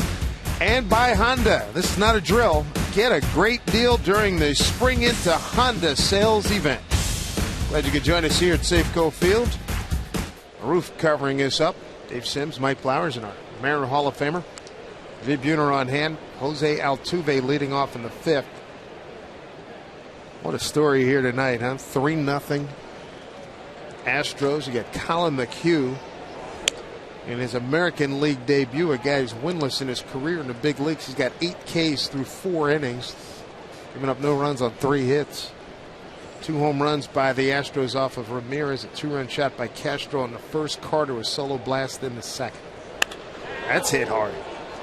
Going foul. Well, as easy as easy for me to say, as easy as they've done it, the Mariners can do the same thing. Here, here.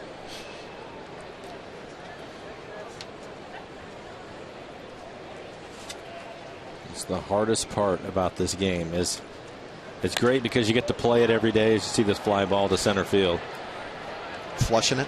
Yeah, you have to play it every day, and there's good and bad with that. When you're going good, you can't wait to get to the ballpark, and when you're struggling, there's nowhere to hide. You have to go out there, and typically, it's not just the Mariners. As you mentioned, Jay, the Astros just went through it too, but you go through those struggles, and that's kind of what you have. And the only thing that's going to solve it is to go out and win a game.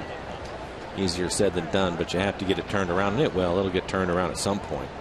But it's brutal to go through it. Make sure you join us college night back at Safeco Field Friday at 7:10. Tickets just $10 for students. They'll enjoy happy hour pricing, $5 beers, half off pizza till the first pitch. Beard hat night as well for the first 20,000 fans. Bouncing ball to the second baseman Cano off the bat of Fowler. Quick 2 outs.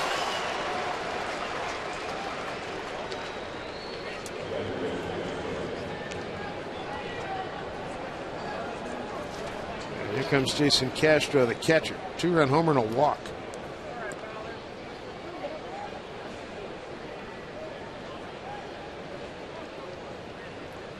Mariners in 4th place, just a game and a half ahead of last place Houston.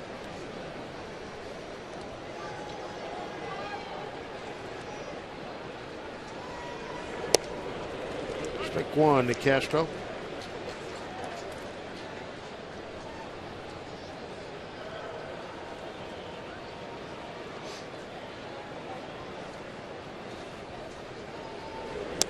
Way inside, 1-1.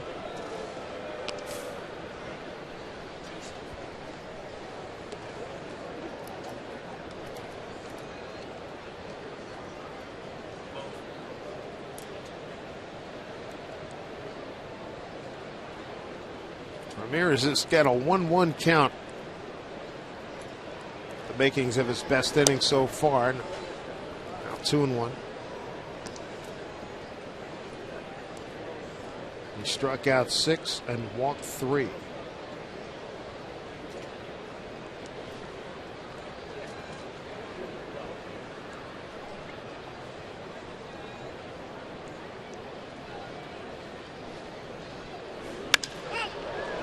That's what he needs, a quick inning. And that's what he got. Fly ball put away by Ackley, and that'll do it. Best inning for Ramirez. 3-0 Astros.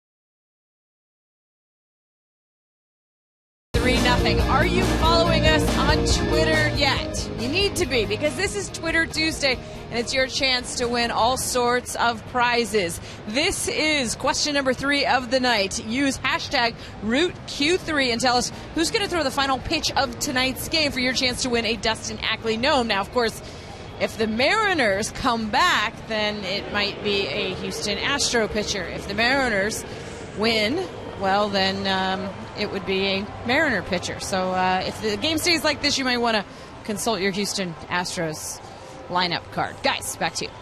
All right, Angie, thank you. Mariner fans, dressed for the occasion here. 51-degree night here in Seattle. See if the Mariners' offense can heat up. They've been struck out 8 times through 4 innings by Colin McHugh, Smoke, Saunders, and Zunino. Here in the home 5th.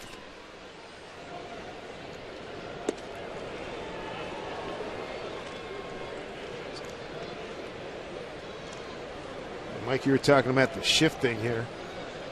Well, this is something that it's been common. We see it a lot with Justin hitting left-handed.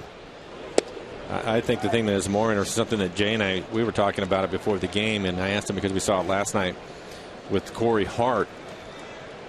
right-handed hitters with the shift to the left side of the field. We used to never see that, and now it's becoming more and more common.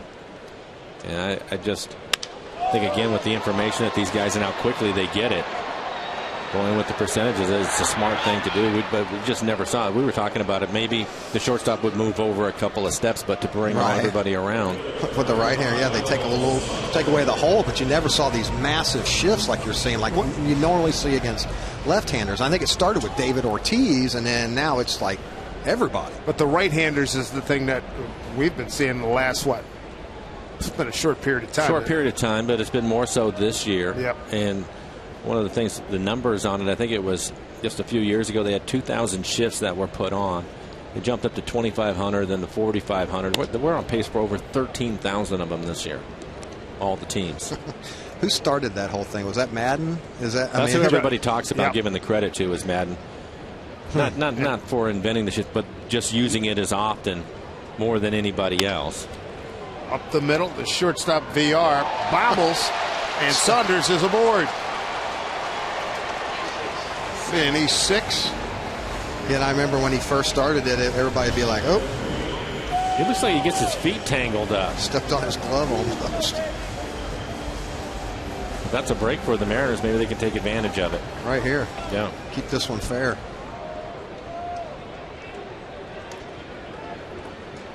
Oh, right off the heel. Yeah. An opportunity arising here for the Mariners. 1 out, 1 on for Mike Zunino.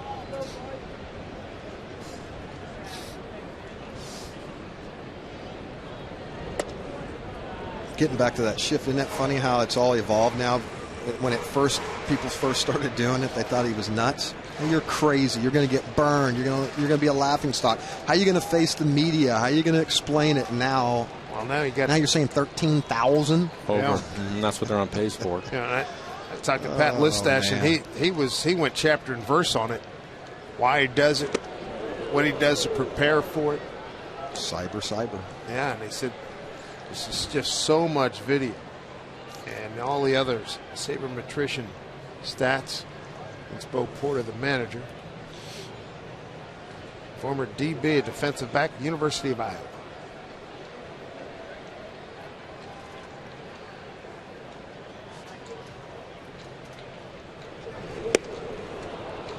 All 2 strikes to Zunino. EQC tracer. Kid looks like he's having fun out there on the mound, doesn't he? Throwing anything and everything. That makes it a little bit easier when you get an early lead, too. That's that slow curveball in the back of their mind. 1-2 to Mike Z. Down low ball, 2-2-2.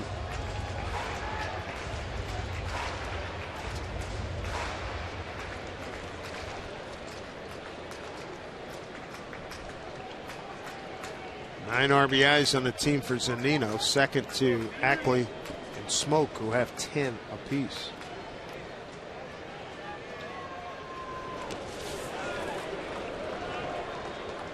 Nice work by Castro to keep it in front, 3-2. Mike trying to extend his hitting streak to 5 games. On deck, Brad Miller.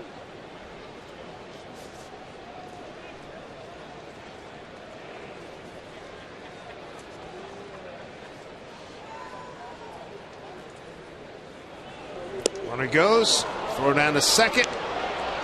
Got him. Strike him out, throw him out, double play. 9th strikeout for McHugh, ties his career best from August 23rd of 2012 with Colorado, and a terrific throw by Castro. And Saunders was out on arrival, 3-0 Houston.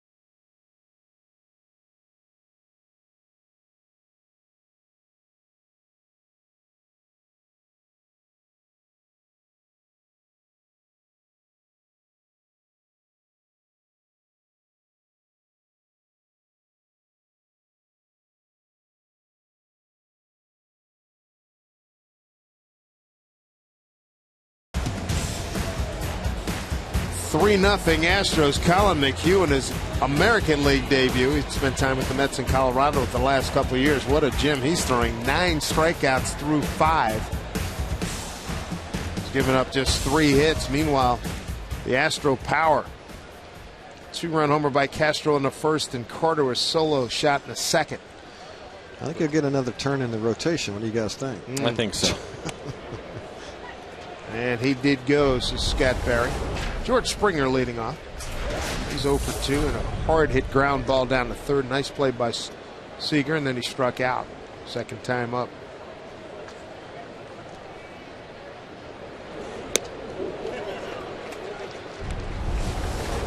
"90 pitches for Ramirez.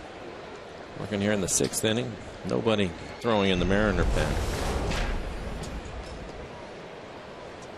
It'll be Springer, Krause, and Presley 4, 5, and 6.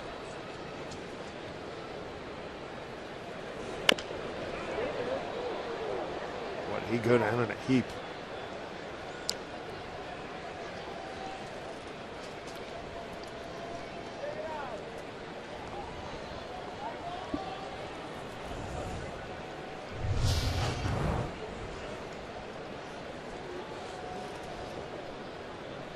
That's one way to make him cut down on his swing a little bit maybe next time, huh?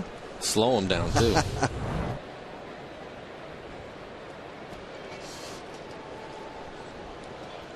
You 2 from Ramirez. Ball 1.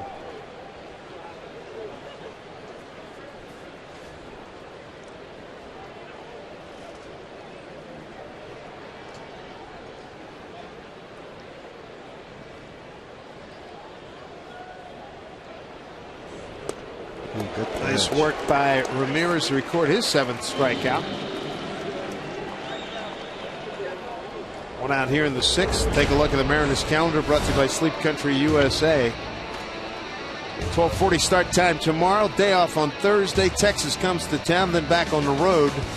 Yankees, Houston, A's on the 7th of May. That's a doubleheader. And look for Hisashi Iwakuma to start the first game of that double dip. So it ain't going to get any easier, boys. No. Buckle up. Yep.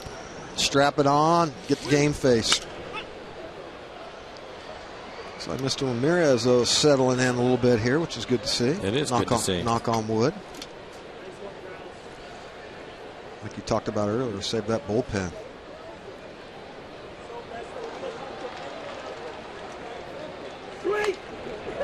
Dribbler 0-2. Got that changeup working now, too. A couple of things should help the Mariners with the bullpen.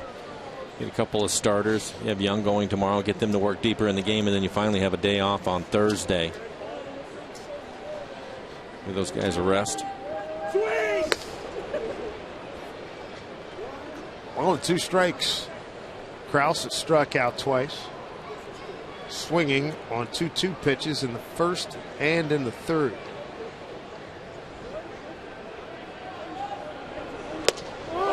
And he K's again.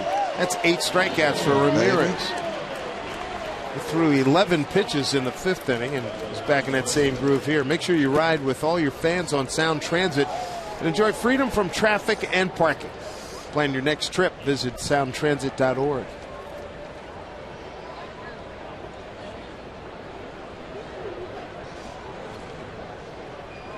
Alex Presley ground out to short, a single to center.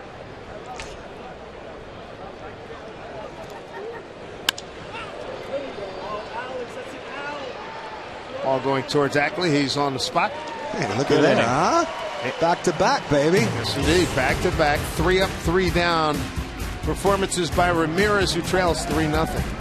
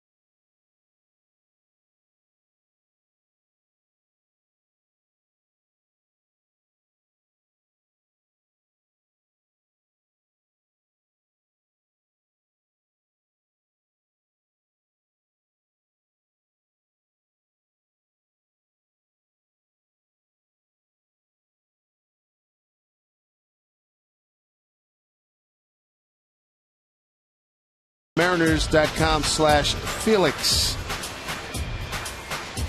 And that's a good look at the Kings Court from last night.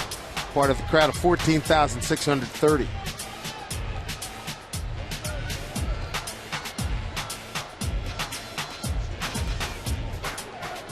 A lot of activity down there. Let's see if Brad Miller can get off the schneid here. Go for his last 14.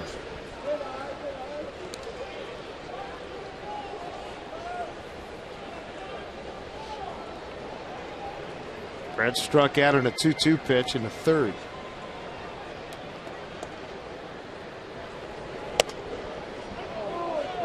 Strike on the outside corner, 1-1. Colin McHugh getting this start. The veteran Scott Feldman put on the DL. Right bicep tendonitis. And all Mr. McHugh has done is strike out 9 through 5, matching his career best. Raul Valdez heating up. For McHugh, again, coming into this in the minor leagues this year, the longest he'd gone was 73 pitches. There's Dominguez putting that one away. So maybe he can go 85, 90, be my guess. I tell you what, if I was him right now, I'd be looking complete game. Don't take me out. Yeah, and if he, of course, he's on right now. He's headed towards his first career win in the big leagues. He's got a career record of 0-8 with an 8.94 during his time with the Mets in Colorado. But yeah, I bet. Probably 85, 90. Yeah, I would say it's 85, 90.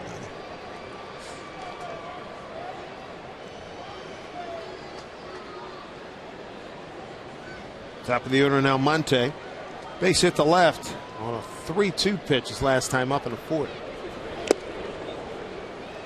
Oh boy, let it go.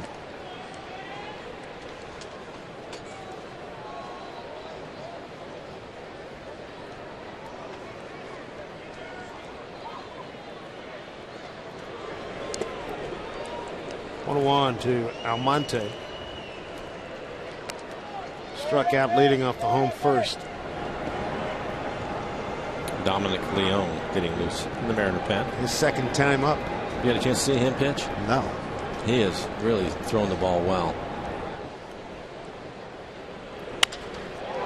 Down the line and foul.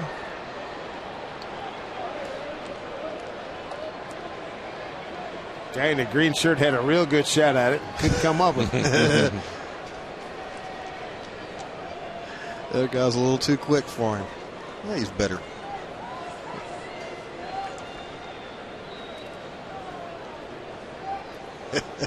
Boy, he was in great shape. With the glove, I thought it gave him an edge. 2-2.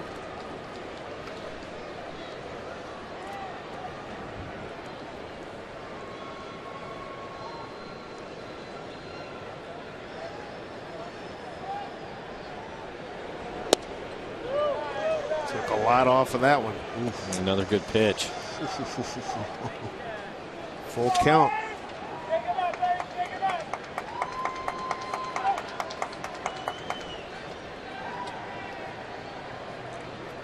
One out, nobody on here in the sixth.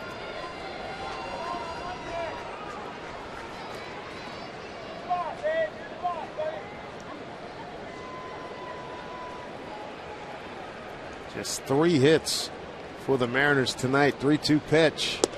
Strike 3 call. That's a career best 10 strikeouts for Colin McHugh. That's 10 strikeouts. Mariners struck out 14 times last night. This has been a good pitch for him against the left-handers. See a little slider. Maybe a cutter that he's thrown in there about 86 to 87 miles an hour. I like it. He shook off to it, too. Get him out of that rocking chair right here. 2 outs. Here in the sixth brings up Ackley. He struck out looking and swinging.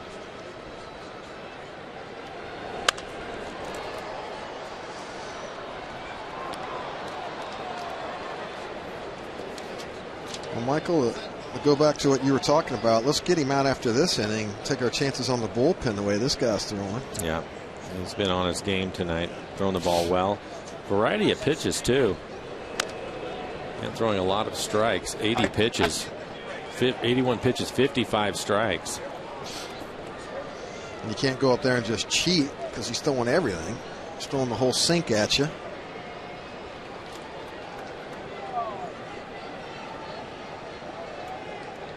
Colin McHugh out of Naperville, Illinois, lives in Atlanta. 0-2. Now back.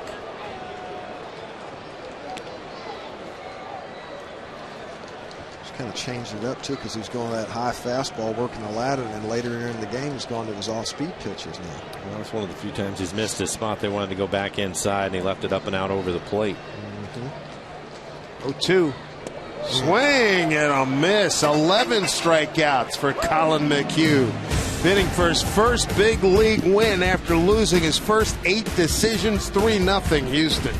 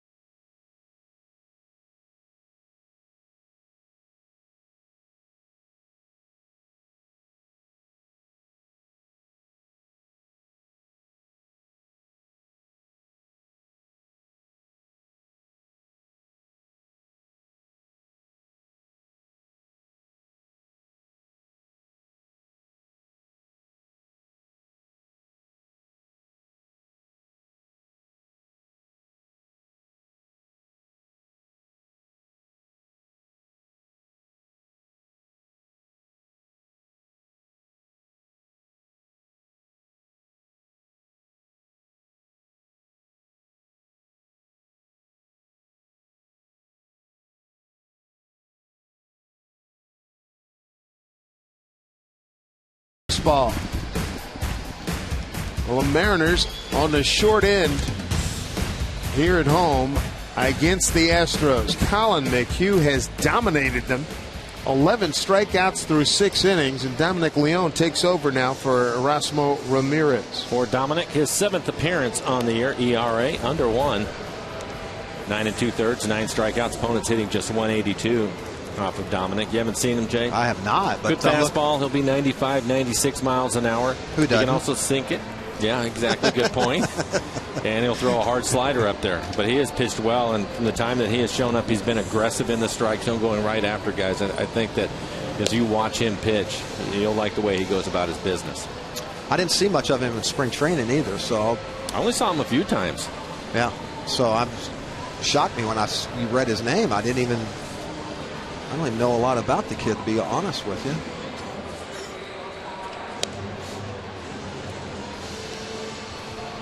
There was a Justin Leone that had been with the Mariners in 04, played 31 games. Well, and then with the Padres in 06. I knew there was another Leone, so I was trying to It was making you nuts, wasn't it? It was. I was like, man, come on, I know. Dave Sims, Mike Flowers, and Jay Buhner with us as we check out the line for Erasmo Ramirez. 6 innings pitched for Ramirez. Only gave up 3 hits. Unfortunately, 2 of them left the ballpark. 3 runs, all of them earned. 3 walks, 8 strikeouts. I'll tell you, I think he settled back he in did pretty good. The last 3 innings he pitched well. Yeah. Retired the last 9 men that he faced. 8 punchies, that ain't bad, man. No. Bottom third of the order here for Houston in the 7th inning. Retired 14 of the last 17 that he faced.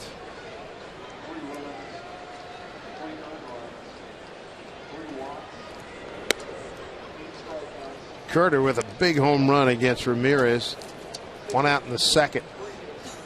He's behind in the count 0-2, and he went into launch mode, deep left field.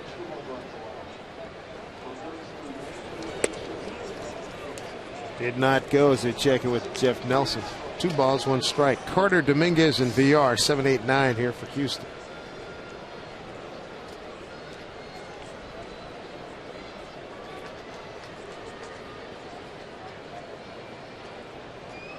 Two 1 pitch. Did that time. 2-2.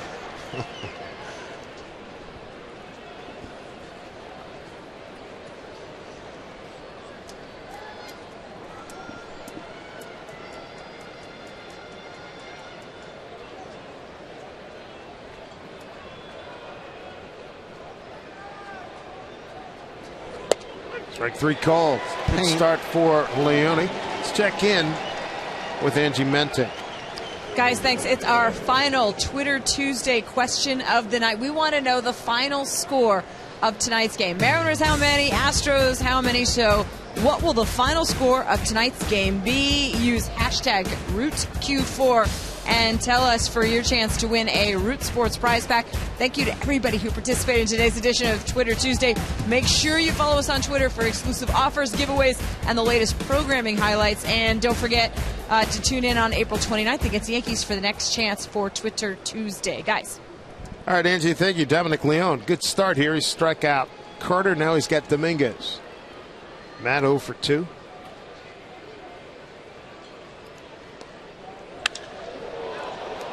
Big drive, center field, deep, going back is Almonte, and he can't get it. It is gone. 3rd Houston home run tonight. 4-0 Astros for Dominguez, his 4th home run of the season, RBI number 9. He went deep last night with a 2-run shot in the 5th. He only gets a fastball in the middle of the plate at 94 miles an hour. And he does not miss it.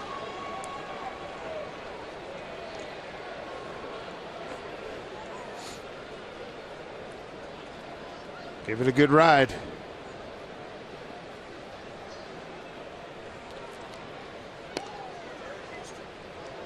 So home runs by Castro, Carter, and now Dominguez.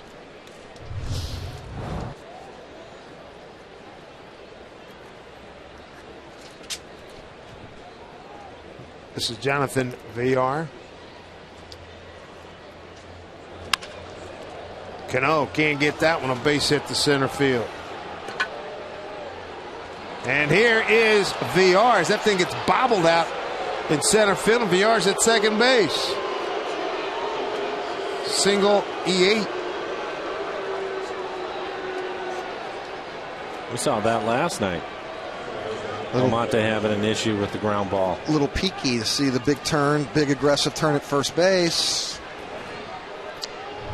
Got him. Let's see right here. See if he picks up. Nope. Just hit right on the front of the glove. Similar to last night. Just didn't see it in. Altuve right at Almonte. Makes a catch. Hits the cutoff man. 2 outs. MLB.TV Premium, the #1 live streaming sports service, is celebrating 12 years. Join the millions of subscribers. Watch every out-of-market game live in true HD on over 400 devices. Go to Mariners.com for details. Dexter Fowler, 0 for 2, a walk and a run scored.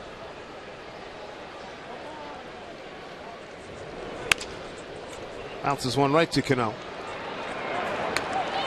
So a run, a hit, an error, and a man left. Home 7th coming up, 4-0 Houston.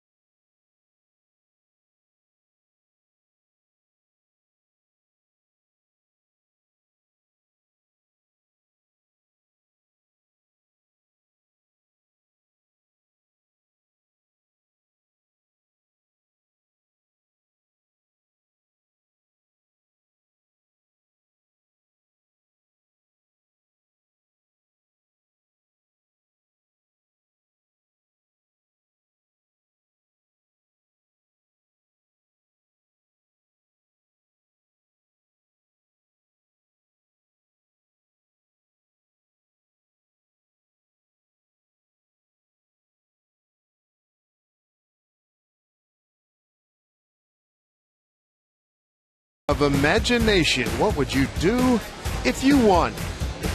Give you another look at our crazy weather here this day here in Seattle, Washington. Earth Day, by the way. What is it? The 43rd anniversary of Earth Day. And a lot of weather. Good variety of weather here today. Mariners could use a variety of offense. Meanwhile, they're getting it stuck to them by Colin McHugh. He's a young veteran, if you will, 26 years old, Naperville, Illinois, lives in Atlanta. All he's done is strike out 11 men through 6 innings. The Mariners over the last, 15 innings, have now struck out 25 times. Is that any good? 25 out of 45 outs. Yikes. Did you say ouch? And I got a few other things, but we'll keep it clean here. It's family TV. Oh. Yeah. That covers consistent it. in the wrong direction, isn't it? Yeah, your sigh covers it. There's Cano, Hart, and Seager, 3, 4, and 5 here in the 7th inning. Jesus Guzman takes over at first base for the Astros. Popped out of play. There's Jesus. Came in last night's game, defensive replacement.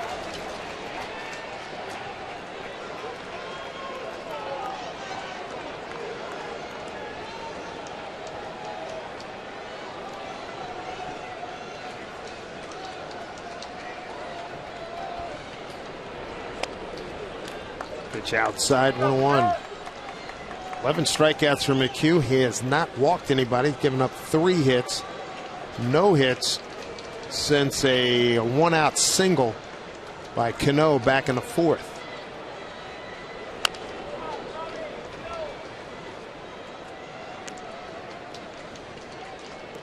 Astros 4 runs on 5 hits. They've hit 3 home runs.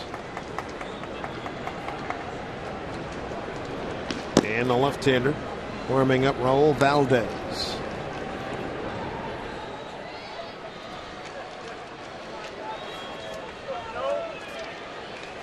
One and 2 to Cano. Big breaking ball, 12 strikeouts, 3 in a row for Colin McHugh.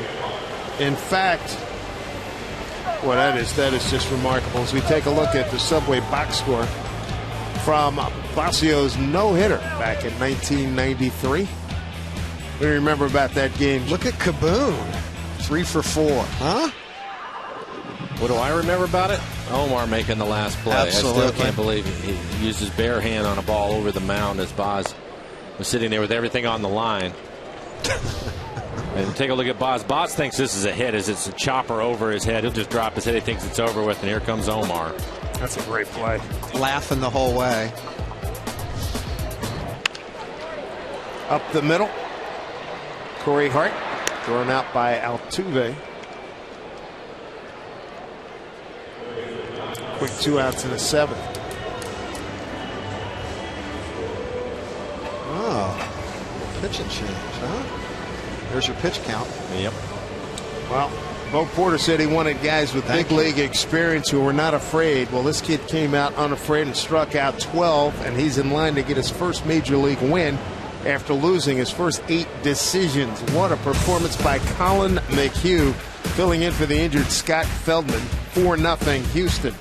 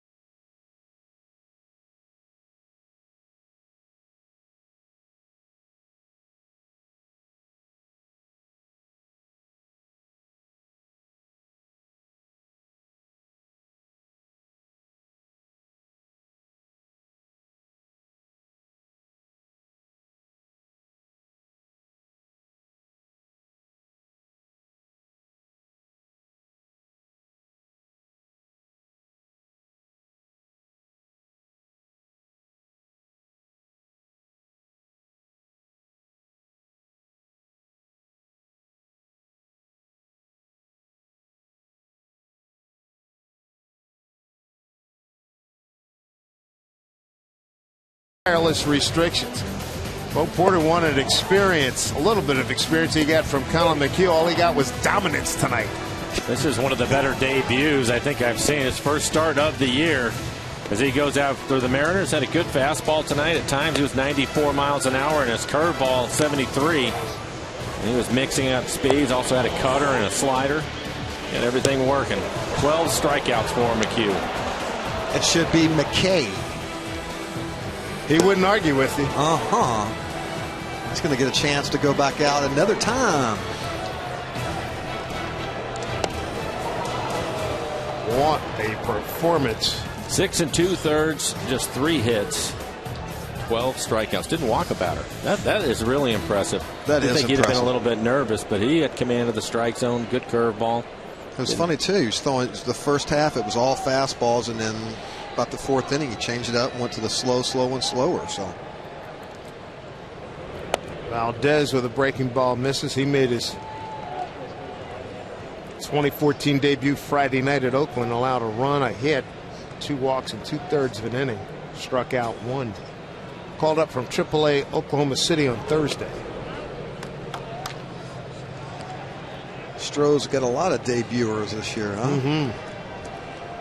Kyle Seager ground out the first and a strikeout.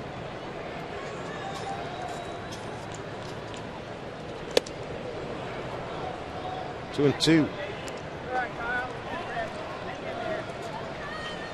Corey Hart and Smoke, only players thus far that did not get struck out by McHugh.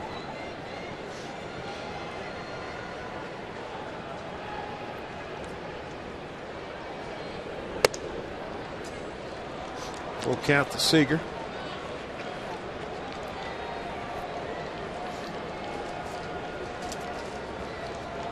Just 3 hits tonight for the Mariners. Only 1 time did they get a runner to second. And a base runner here with 2 outs in the 7th.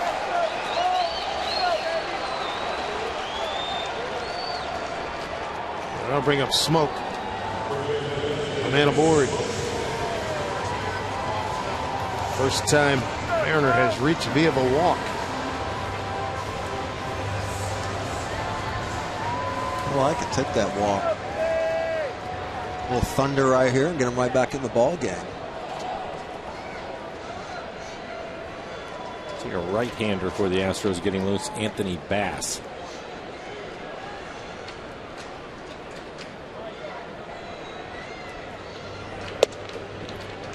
Strike 1 to Smoke. Drove one to the fence and left field and flied out to left. 0 for 2. Look at Bass.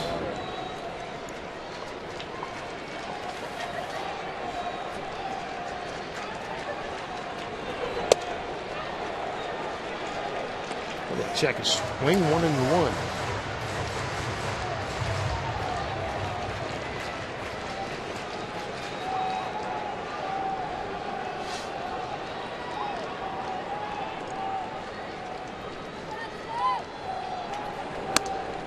Up high from Valdez, who hails from Havana, Cuba. Lives in San Francisco de Macorís in the Dominican Republic. 36 years old.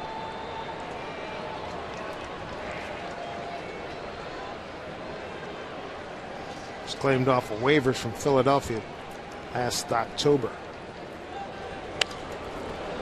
2-2.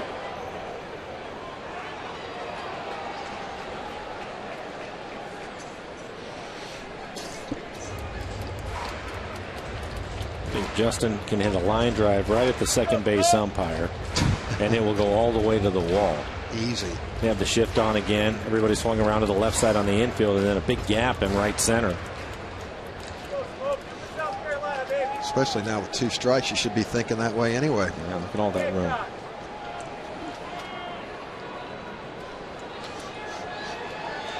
Two and 2 outs.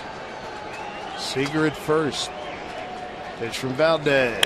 Oh, get high out. drive, Get deep out. left Thank field. you. That's way gone. Boy, Home run for Justin Smoke.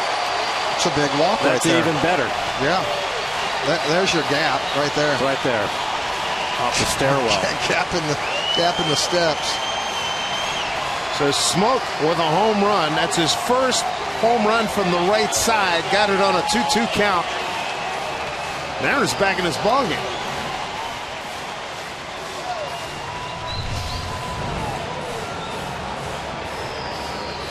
Come in the Papa right there. I like it. A little down and in, gets the head out. Yep. Flick the bick. Very nice. First 2 at bats from the left side is right on both of those too. So nice AB from the right side by Justin. Smoke's third home run. RBI's 11 and 12. Nick Franklin is going to pinch hit for Saunders. Hey, you never know, boys. You never know. We'll see Get Franklin to the out in right bullpen. field. Get McKay out of there and get this other guy in. Thank you very much. Bo Porter going to Anthony Bass, the right-hander that was getting loose in the pen. Nick's a switch hitter. He'll just turn around, take a timeout. 4-2 ball game in the 7th. Houston on top.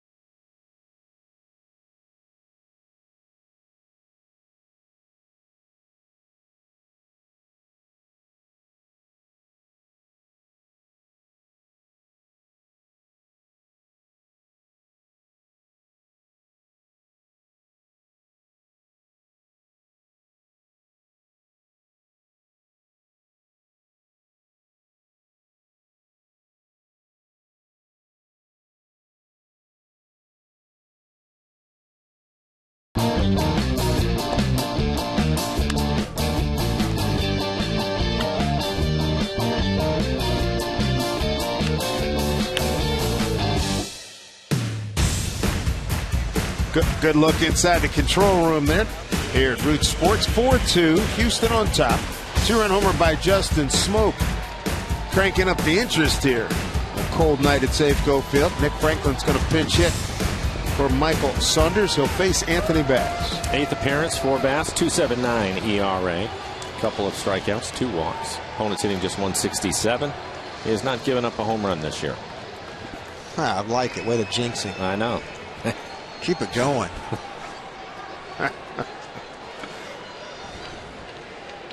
See what Nick Franklin can do.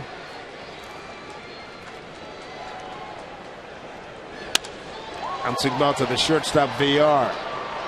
Throws out Franklin, then he'll do it. 1 pitch, he's done. 2-run homer by Smoke. The big highlight of the 7th. Mariners back in it at 4-2.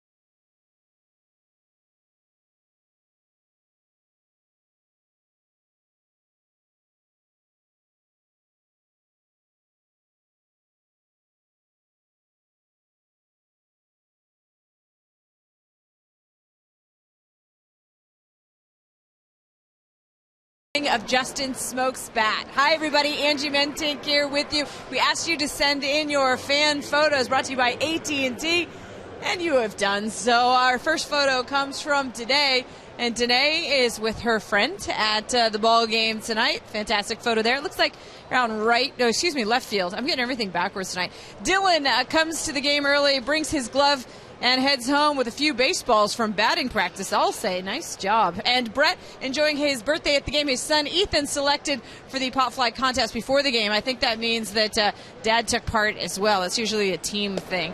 Guys, tweet your photos, hashtag Mariners fan photo for a chance to be shown in an upcoming game. And I saw a new right fielder trot out, and I mean new right fielder. Yes, indeed. Nick Franklin taking over in right field for Michael Saunders. Danny Farquhar on the mound. And he's got a 1-1 count to Jason Castro. Castro, Springer, and Guzman. 3-4-5 here in the 8th inning.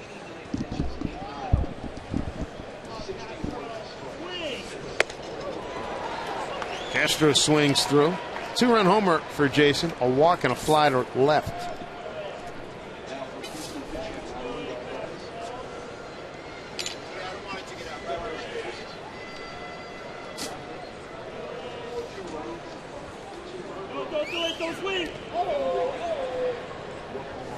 You had a chance to see Nick play some outfield in spring training right towards the end of camp.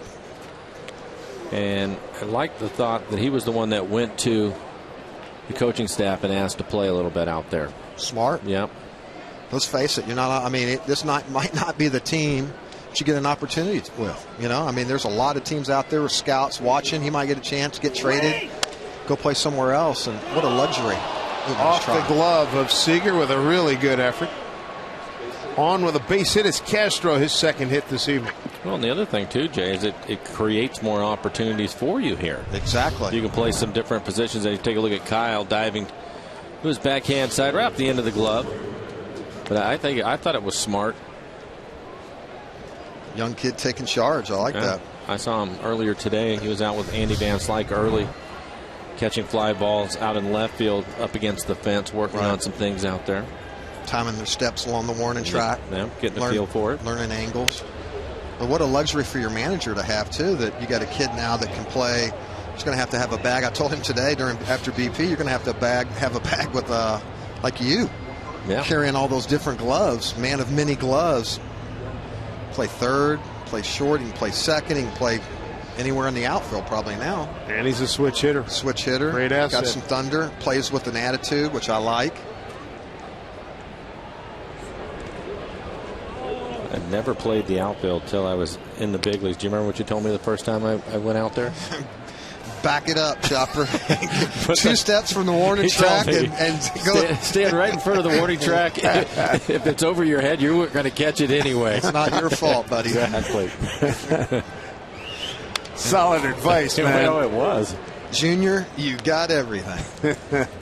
And he pretty much did. You did good out there, man. Thanks. I remember saying that. You did good out there. I mean, you're another guy. I mean, that's a perfect example. I mean, you played just about anywhere on the field. You even caught. I did. And he should have pitched with that cannon. Springer blown away. That's the 3rd time he struck out. He's 0 for 4 tonight. Talking about Kenny, I can remember playing in the outfield in San Diego. And the other thing that you told me, too, is that if Junior says anything, just get out of the way. You do not want to run into him. And I said, you're right. I like my job. I just would stick around. And there was a ball that was hit out to left center, and he was shaded towards right center, and he was running over, and I was listening for him. Oh, looked like he had him. That's a heck of a move by Danny. I was listening for Junior to call me off, expecting him to. All I could hear last second is, you're okay, you're okay. I reached up, and right when the ball hit my glove, I slammed into the fence, ended up on the warning track. He was standing over me laughing. I said, well, you're supposed to tell me the wall was there. He goes, if I told you the wall was there, you would have never caught it. Yeah. He was great. He was laughing. I didn't think it was very funny. Felt like a cartoon character trying to paste yourself back together, right? That was an infielder trying to play the outfield. San Diego's a big yard, too. Yeah, I thought it was great, though, to see Andy working with Nick today, because we were fortunate. Rusty Kuntz and Sammy Mejias worked with me a lot out there on the days that I wasn't playing, and that helped. That helped a lot. So yeah, and Andy has worked really hard with the outfielders here. We see him out working all the time. There's Andy. He can throw that fungo around a little bit too, man. He's good with that thing. That's an art. That is an art. I thought it was interesting today. Fly balls, and you can't hit a fly ball there. I thought it was interesting today because most of the time you see the fly balls, the normal ones. He actually had the machine that was on the infield, and he was shooting them out there, but he was shooting on more of a line. So they had to get back quicker and find the wall, and it was making it to where it was either going to hit the top of the fence or go over it. And it was pretty cool to see him out there working on that because he wasn't giving them a lot of time to go find it. They're learning to count their steps and know the difference in between the grass and the cinder on the warning track, and being able to identify that and see it out of the corner of your eye. And then there's an art to that. Count your steps before you jump. What was your count? Here's a reach out. Hit a linea. Yes, indeed. First and second. Jesus Guzman with a base hit on a 2-2 pitch. But did you play? You came. I'm trying to remember. I saw you enough, not a lot, but I saw you. How many steps for you to get back to the fence? Say just at this ballpark. Usually, if you're on a dead sprint, it's usually like on this warning track. It's one step where you feel the difference between the grass and the cinder, and it's one and a jump. Some warning tracks you can get two. But usually on most of them, when you're on full stride, it's one, and then you better jump. And you got to go out early, and you got to play. You got to play angles, because if you look down the lines here, there's padding. It pops out. There's an art to coming out early, and that's why we were huge. Rusty was the first guy to basically tell me, "Hey, let's get out early. First day in, let's go out in the outfield. Let's walk the outfield. Let's check the terrain. Let's check how the grass is when you're on the road. Yeah, how many steps you got on the warning track? How's it come off the wall? What are the different angles? So now, once the game starts, you've already done your homework. It's taken care of. Now the game's going on, and a ball's hit down there, and you go over, and you know basically what your angle is going to be if it's down the line on that tricky little corner. Is it going to hug the wall? Like, right there, like in the Kingdom, if it went down the right field line like that, you used to actually go underneath the stands, and it used to have to run back out. So every field's got different angles and different character to it, and you got to, you don't want to wait till the game starts and then hee-haw because you didn't know what was going on. Right. Because you didn't do your homework. Which was... Andy was doing the same thing when we ended up in Oakland, was when I noticed it, but he was out in right field because they have some different things in that scoreboard and stuff. And he was hitting line drives off of that, and the guys were out there watching the way it bounced off the ricochet and then how it like Baltimore was another one. It would hit off the same kind of wall, that metal on the scoreboard, and it would hit and it would hit that warning track, and that warning track is that rubber stuff, so now it would bounce too. So there's a dunker. Good deep. That'll load them up. Good deep right there. Belmonte.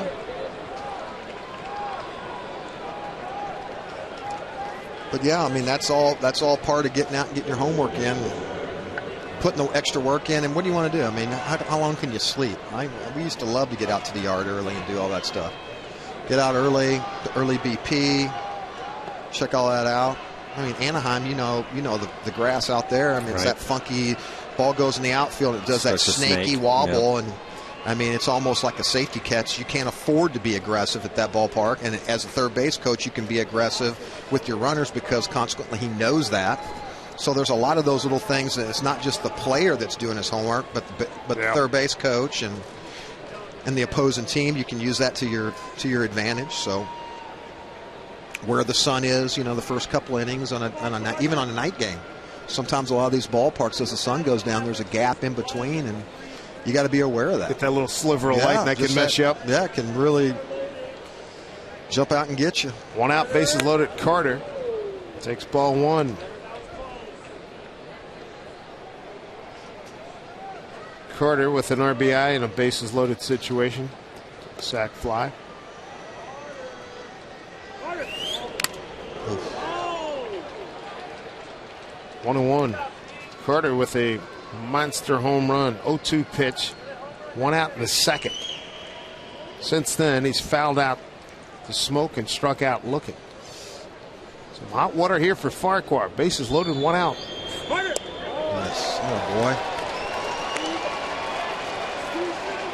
1-2. Stay right there. Good curveball, 75 miles an hour from Danny.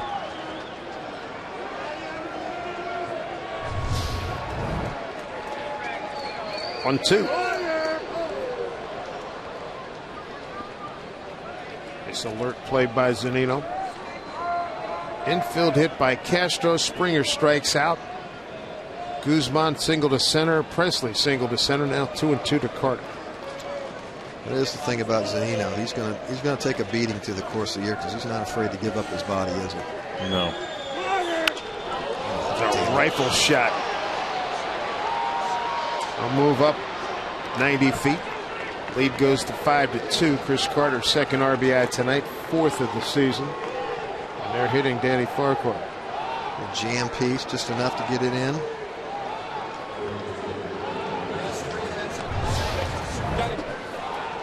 Another base hit to center field. The last 3 hits have been singles to center field.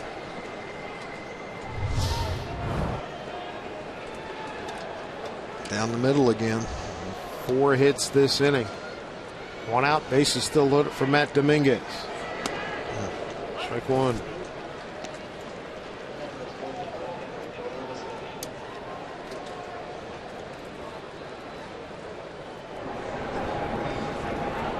Medina getting loose for the Mariners.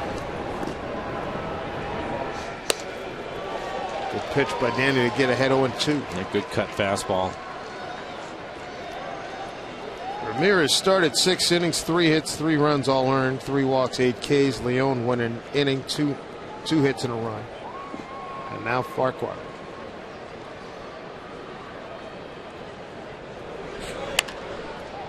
Pulled foul.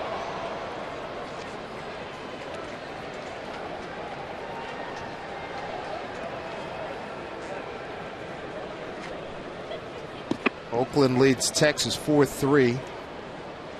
Bottom of the 8th in Oakland. They just keep doing it, don't they? We were talking about that the other night. Outside. Good young pitching over there. My goodness. Woo. And that's in spite of the fact that they lost the 2 guys early. Is Parker, right? Mm-hmm. That kid's filthy. 97, 98, got a good yacker.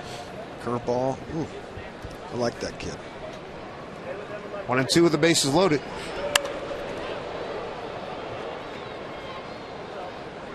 They've done that from way back when it was Hudson. I mean, you can go down Mulder and Zito, and you can go down the list of guys that they trade off and get great prospects in return to fill the void, and they just keep doing it.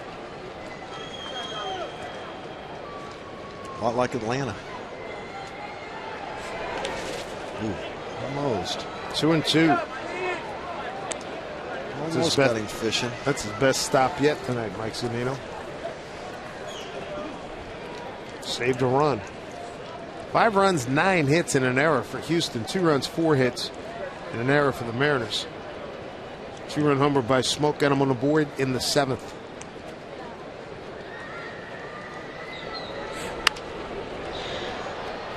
At bat here by Matt Dominguez. Homered his last time up, 1 for 3.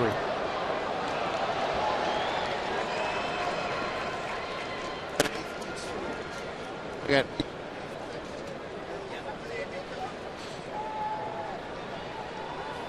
8th pitch of this at bat, 2-2. Oh, stay in here.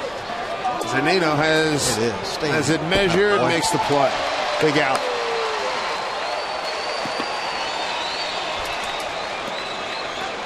Two outs here in the 8th.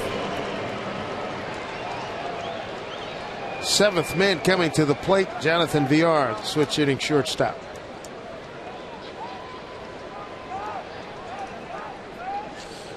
Danny's had to throw a lot of pitches in this inning, 30 pitches in the inning. Villar struck out swinging, looking, and singled to center.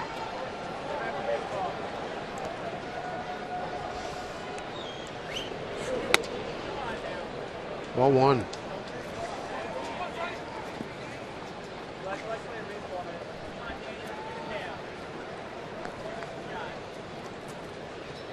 Farquhar pitched on Sunday, 2/3 of an inning. Gave up a walk. He's behind here, 2-0.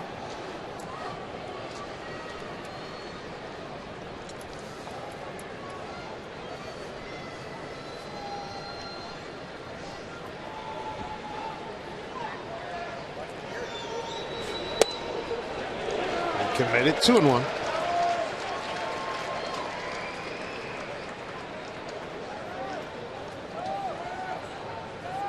Nowhere to put him. 2 outs, bases loaded.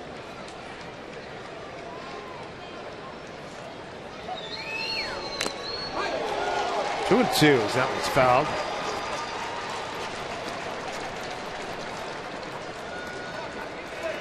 Temperature down to 46 degrees here at Safeco Field. At first pitch, it was 51 degrees at 7:10. 2-2. Slow breaking ball. He just got a piece of it.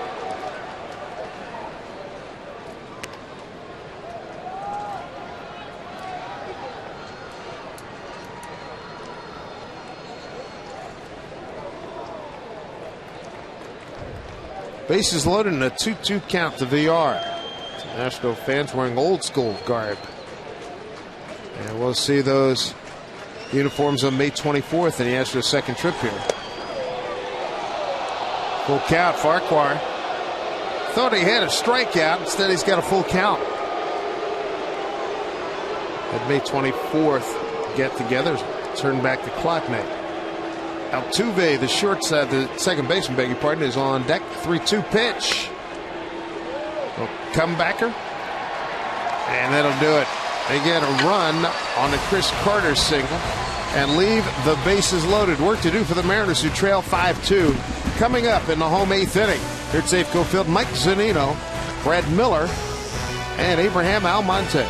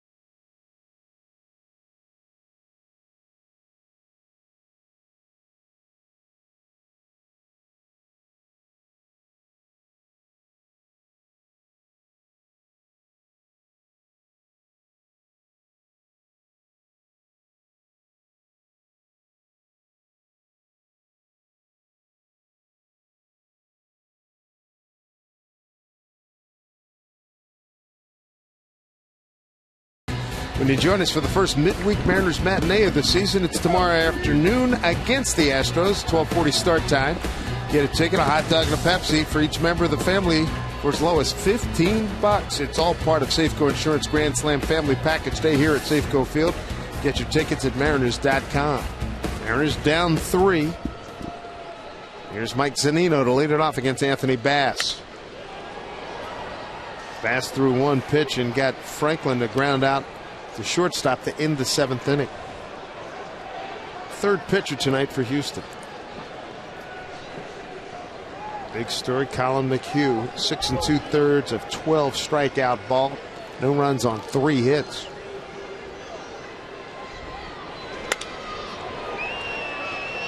Coming on is Springer, going back out Altuve. Now Altuve makes the play. The old triangle. That's a great play right there, because that could have been a complete yard sale right there. With 3 guys colliding. Something tells me Altuve would not have come out pretty.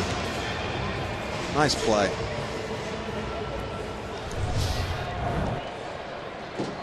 Well, what do you say? Brad Miller's a little bit due here, 0 for 15.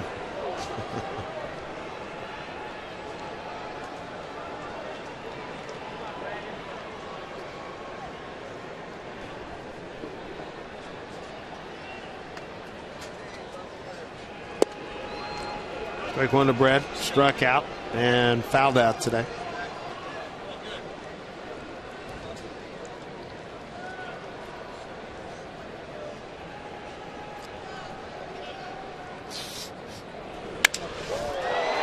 Drives it over center head. field, slicing drive, gets over the head of Fowler and bounces into the pen for a ground rule double. But he breaks that 0 for 15. Good for Brad Miller. It's 4th double of the season. And he puts a good swing on it. It's a good fastball right on the outside corner. The fastball at 95 miles an hour. Dexter Fowler typically plays shallow as Brad drives this over his head. It'll bounce off the warning track and go into the stands. He covered some ground, though, for as shallow as he was, huh? I didn't think he had any chance.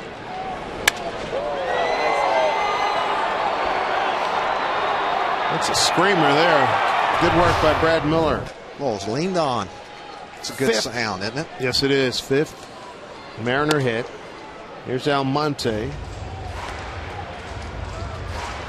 He's got a base hit to left sandwiched in between a couple of strikeouts. One swinging, one looking.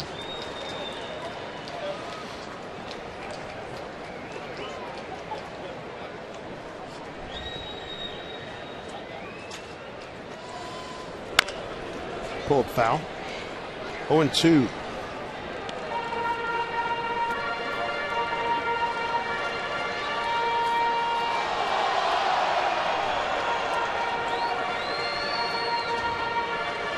Mariners trying to rally to end this 7-game losing streak. They've lost 10 of 12 and 12 of 16. Last win came at Texas last Monday.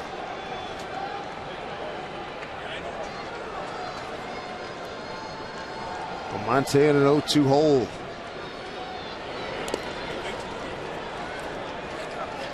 One and two.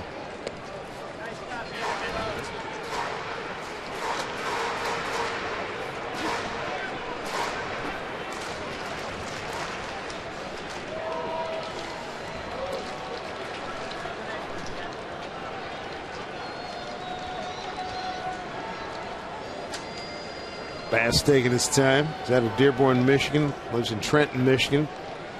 Team from San Diego. Up, baby. Staying alive.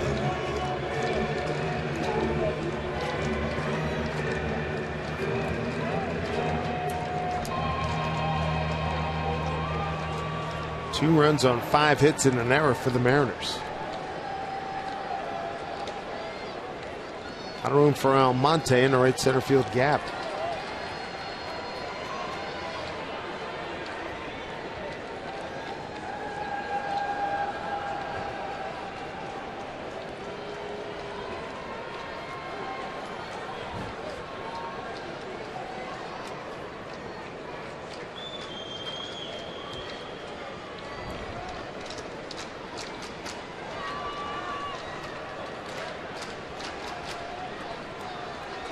One-two pitch. Castro and Zunino done a good job behind the plate tonight. Could have Olayed that, so we got a runner at third. Exactly. Could have, right? Come on.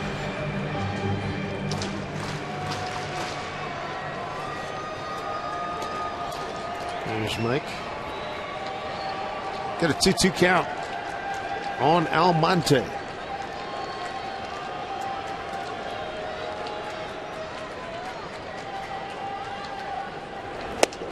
Him out. That is the 13th strikeout of a Mariner hitter tonight. 14 last night. Just a good fastball, bottom of the strike zone, 96 miles an hour.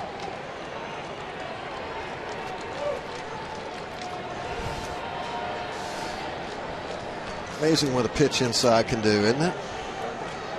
Plant that seed a little bit. Ackley trying to avoid the golden sombrero.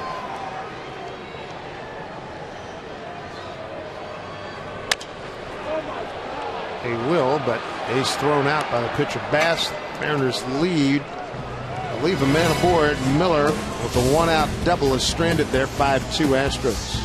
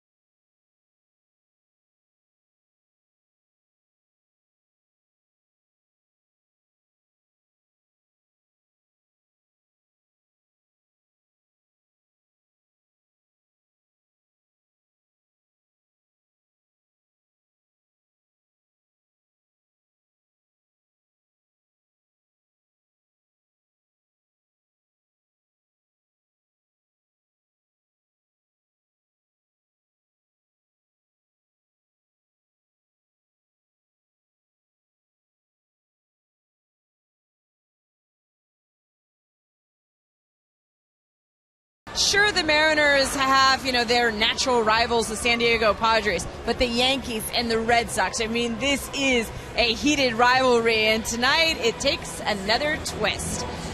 Former Red Sox Jacoby Ellsbury making his first return to Boston as a Yankee, booed loudly before leading off the game with a drive to center, a fan interference triple. He would double and make a sliding catch as well. The Yankees down the Red Sox 9-3, adding insult to injury. Guys. All right, Angie, thank you very much. The Yankees in first place, and Boston in last place. How about that? Dave Sims with Mike Blowers and Jay Buhner, Mariner Hall of Famer, with us above the A at Safeco Field in your picture there. Top of the ninth inning, Uravis Medina takes over on the mound for the Mariners, their fourth pitcher this evening. And he's got the top of the order. 10th appearance of the year for Medina. 4.32 ERA. Opponents hitting .200 against him. Jose Altuve. 0 for 3 with a walk. He's got a stolen base as well. Strike one.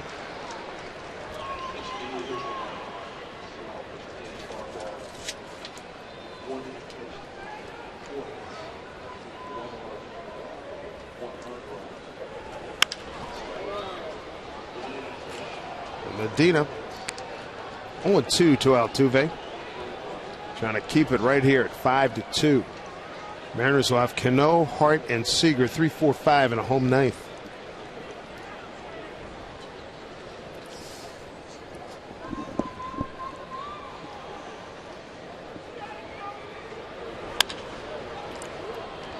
Miller tracks it down and throws out Altuve.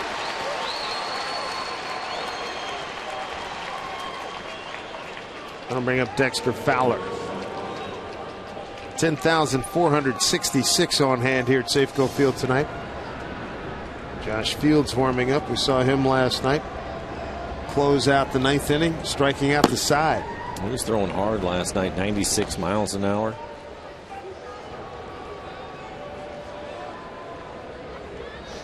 7-2 Houston win last night.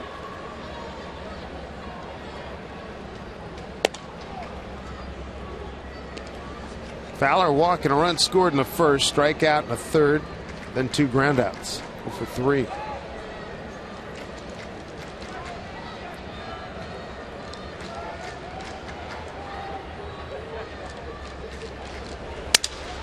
Shattered bat, base hit. Franklin gets it back in. Huge turn by Fowler. Oh, baby, back picking. I like it. Got a hero, that bat, didn't it? That's what Omar was so good at. We talked earlier about Omar and the bare hand on Vasio's no-hitter, but Omar would just back pick people left and right. Come up behind somebody and just fire it without, before the guy would even get turned around half the time. Infield hit for Jason Castro his last time up. Big blow for him in the first inning, a 2-run homer. A walk and a fly to left.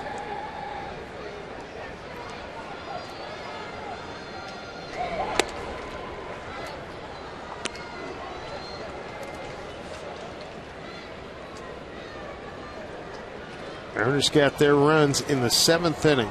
2 outs, a man aboard. Justin Smoke hit a home run to left field. His 3rd home run, his first hitting from the right side.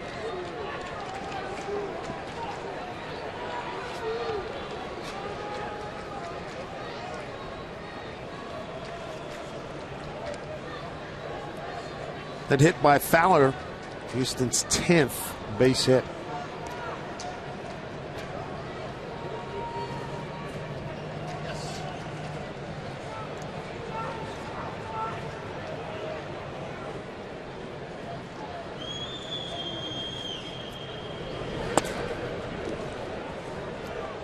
Now Medina behind 2-0.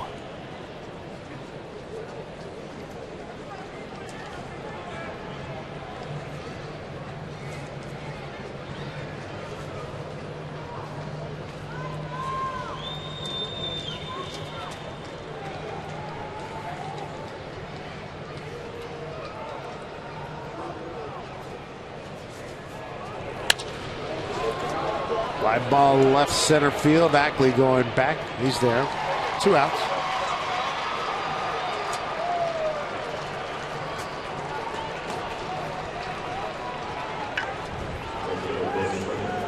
And bring up George Springer, their cleanup hitter, rookie called up last week. He's 0 for 4. He struck out his last 3 times. First time up in the first. Hard hit ground ball. Nice play by Seager to throw him out.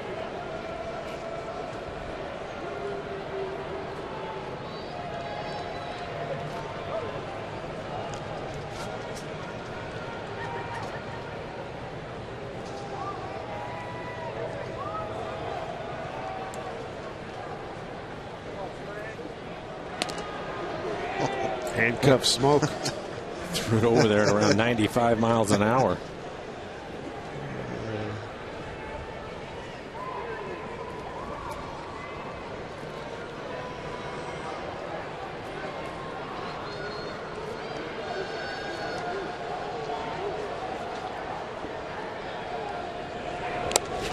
Wow, that is a splendid pick up there by Zunino. He's a good athlete, backhanded play. That is so hard to do with that catcher's glove on, too. You have to catch it perfect. Let's see him throw out Fowler right here, because with those wheels, he better be trying to get in the scoring position. He stole 2 bases yesterday. 3 for 3 on the season. Inside to Springer, 2-0.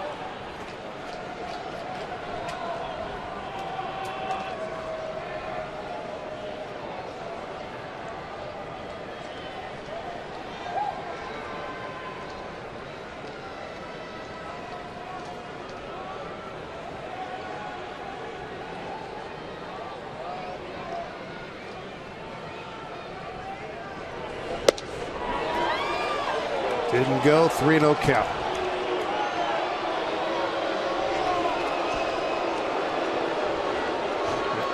Medina upset.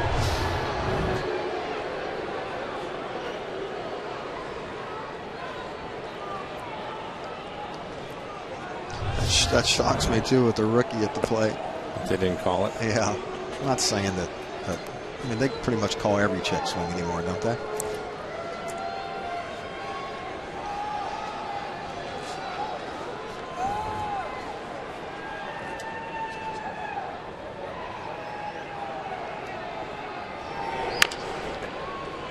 Dribbler goes foul. Look at that. The young putt hack 3-0. A couple of outs, why not? Shock the world, huh? Yeah.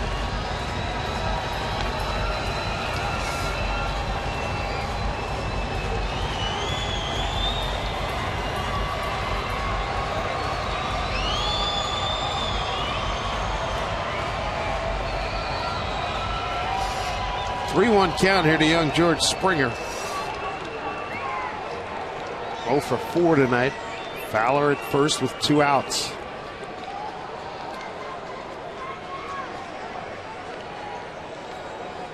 Runner goes. And ball 4.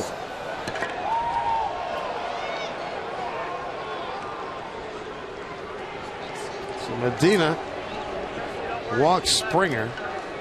And that'll bring up Jesus Guzman.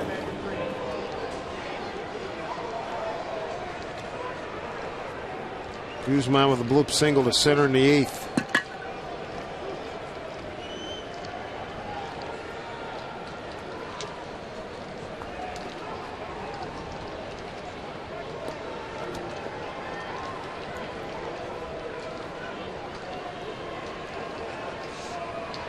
Two on, 2 outs.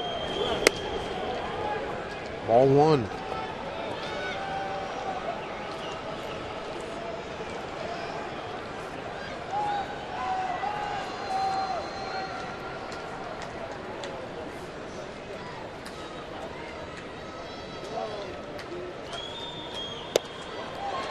Fooled him nicely there, 1-1.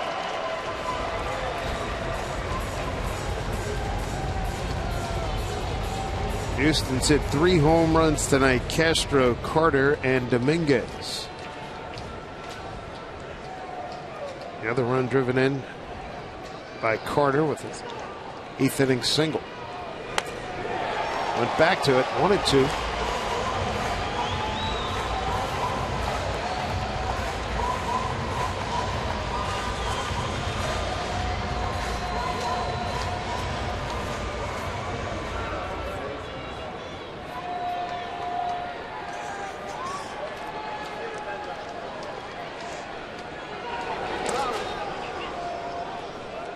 Two balls, 2 strikes.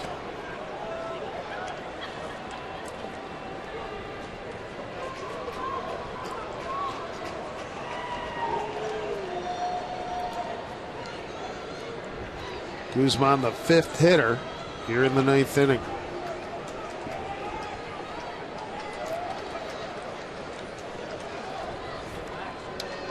Runner goes, and he did commit a strikeout for Medina, and that'll do it. Last ups here for the Mariners.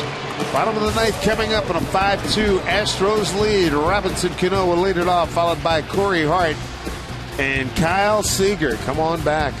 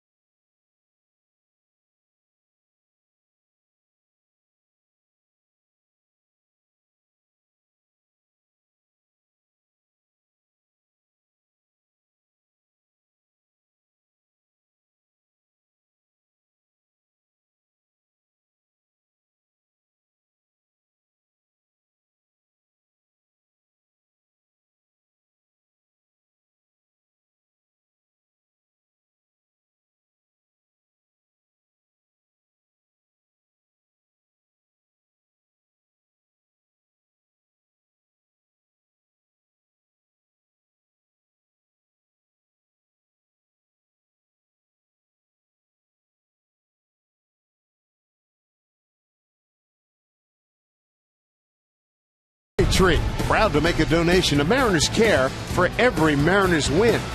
Buy Jack in the Box. Head to Jack in the Box and try the new Jack's Blazing Chicken Sandwich. It's Jack's hottest sandwich yet. And by Vern Funk Insurance. Bad luck can hit anyone. Insure with the 13th man, Vern Funk Insurance. How about this blast from the past? Robert Rufkin getting after it. The bad dancer in the kingdom fame or infamy. Oh. He's famous. He has been around for a long time. He's a good dude, too.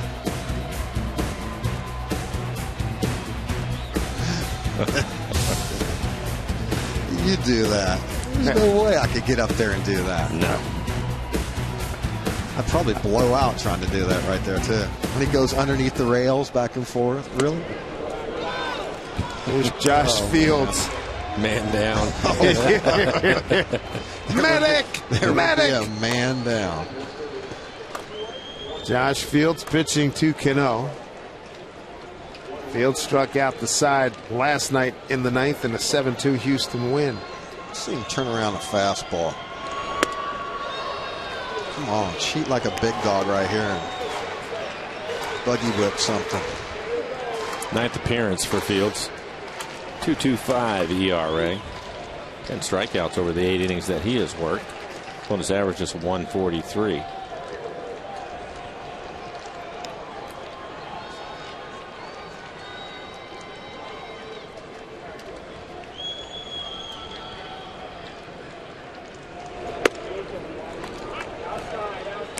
Back with a strike, 2-1.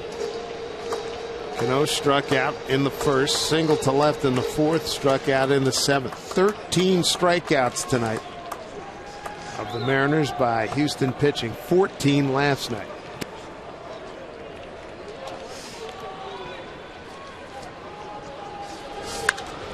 High drive down the right field line. It is foul.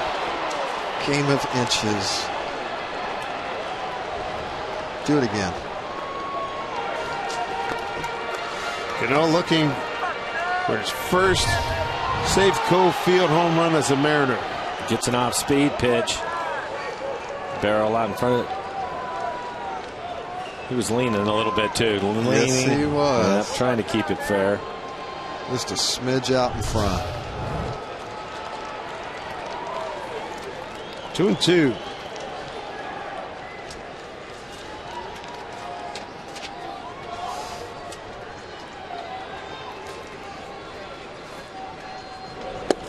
Took a lot off. So 14 strikeouts in back-to-back nights. The Mariners' third K for Cano tonight. And Fields on a roll. Faced 4 batters and struck out all 4 in his 2 nights.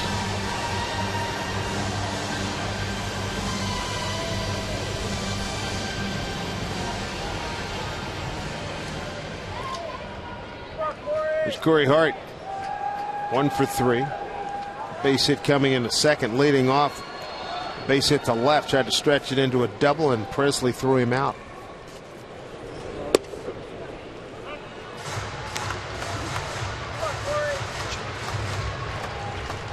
Single to left, fly to left, ground out to short.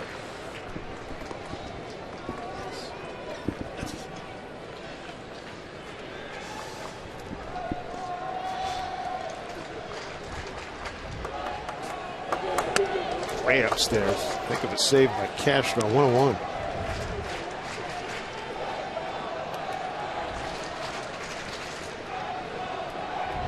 Mariners in jeopardy of taking this losing streak to 8 if they can't get something going here.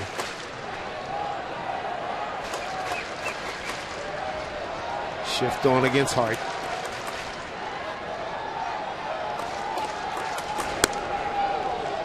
All in 2 strikes.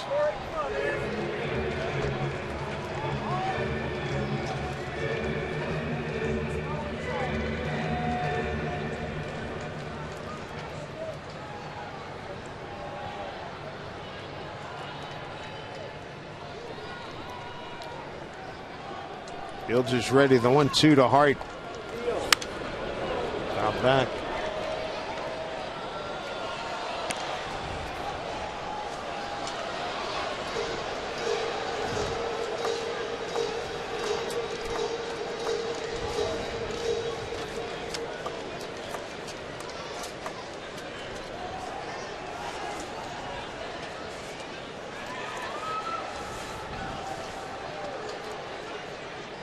Fields ready. The 1-2 to Corey Hart.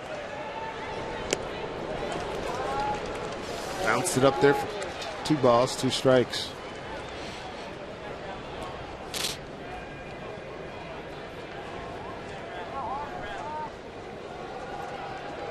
Fields the 4th pitcher tonight for Houston, Colin McHugh. Emergency starter in place of the injured Scott Feldman was brilliant tonight. 6 2/3 inning. Work of 3 hit shutout balls, struck out 12, a career best. Valdez came in, 3rd of an inning, gave up a hit, 2 runs, gave up the 2-run homer to Smoke. Anthony Bass, an inning and a 1/3, gave up a hit with a strikeout. Now Fields. Go, Corey!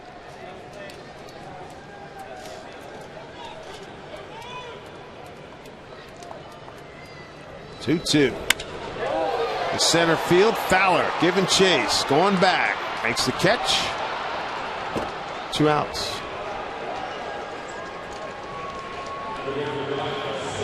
And that'll leave it up to Kyle Seager, see if he can prolong this. Seager's not had a good night. Ground out a strikeout, did walk and score in front of Smoke and a home run in the 7th.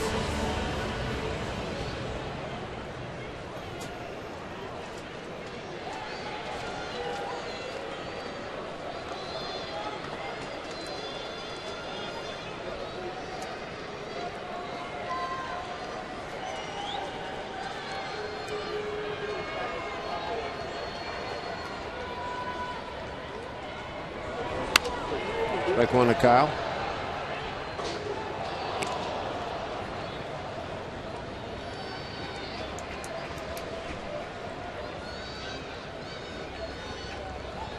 It's a bad road the Mariners are on, and this is tough.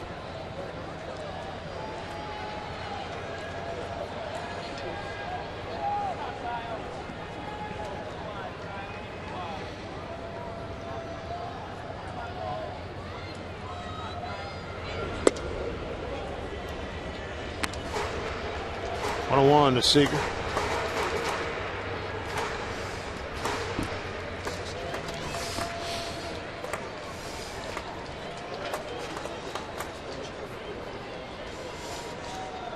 Two out, nobody on. Fields ready. The 1-1. Drops that pitch in there for strike 2.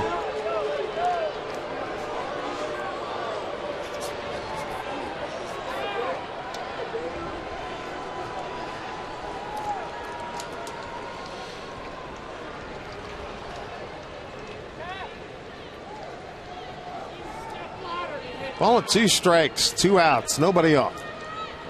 Pitch from Fields to Seager.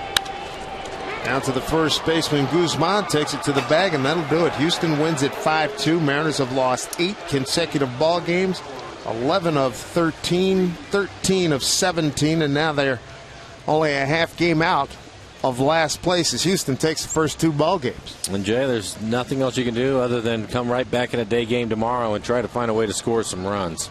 I hear you, Michael. Yeah. What is that? 28 strikeouts? Is that right? In 2 days. In 2 days. 2 days. 14 and 14.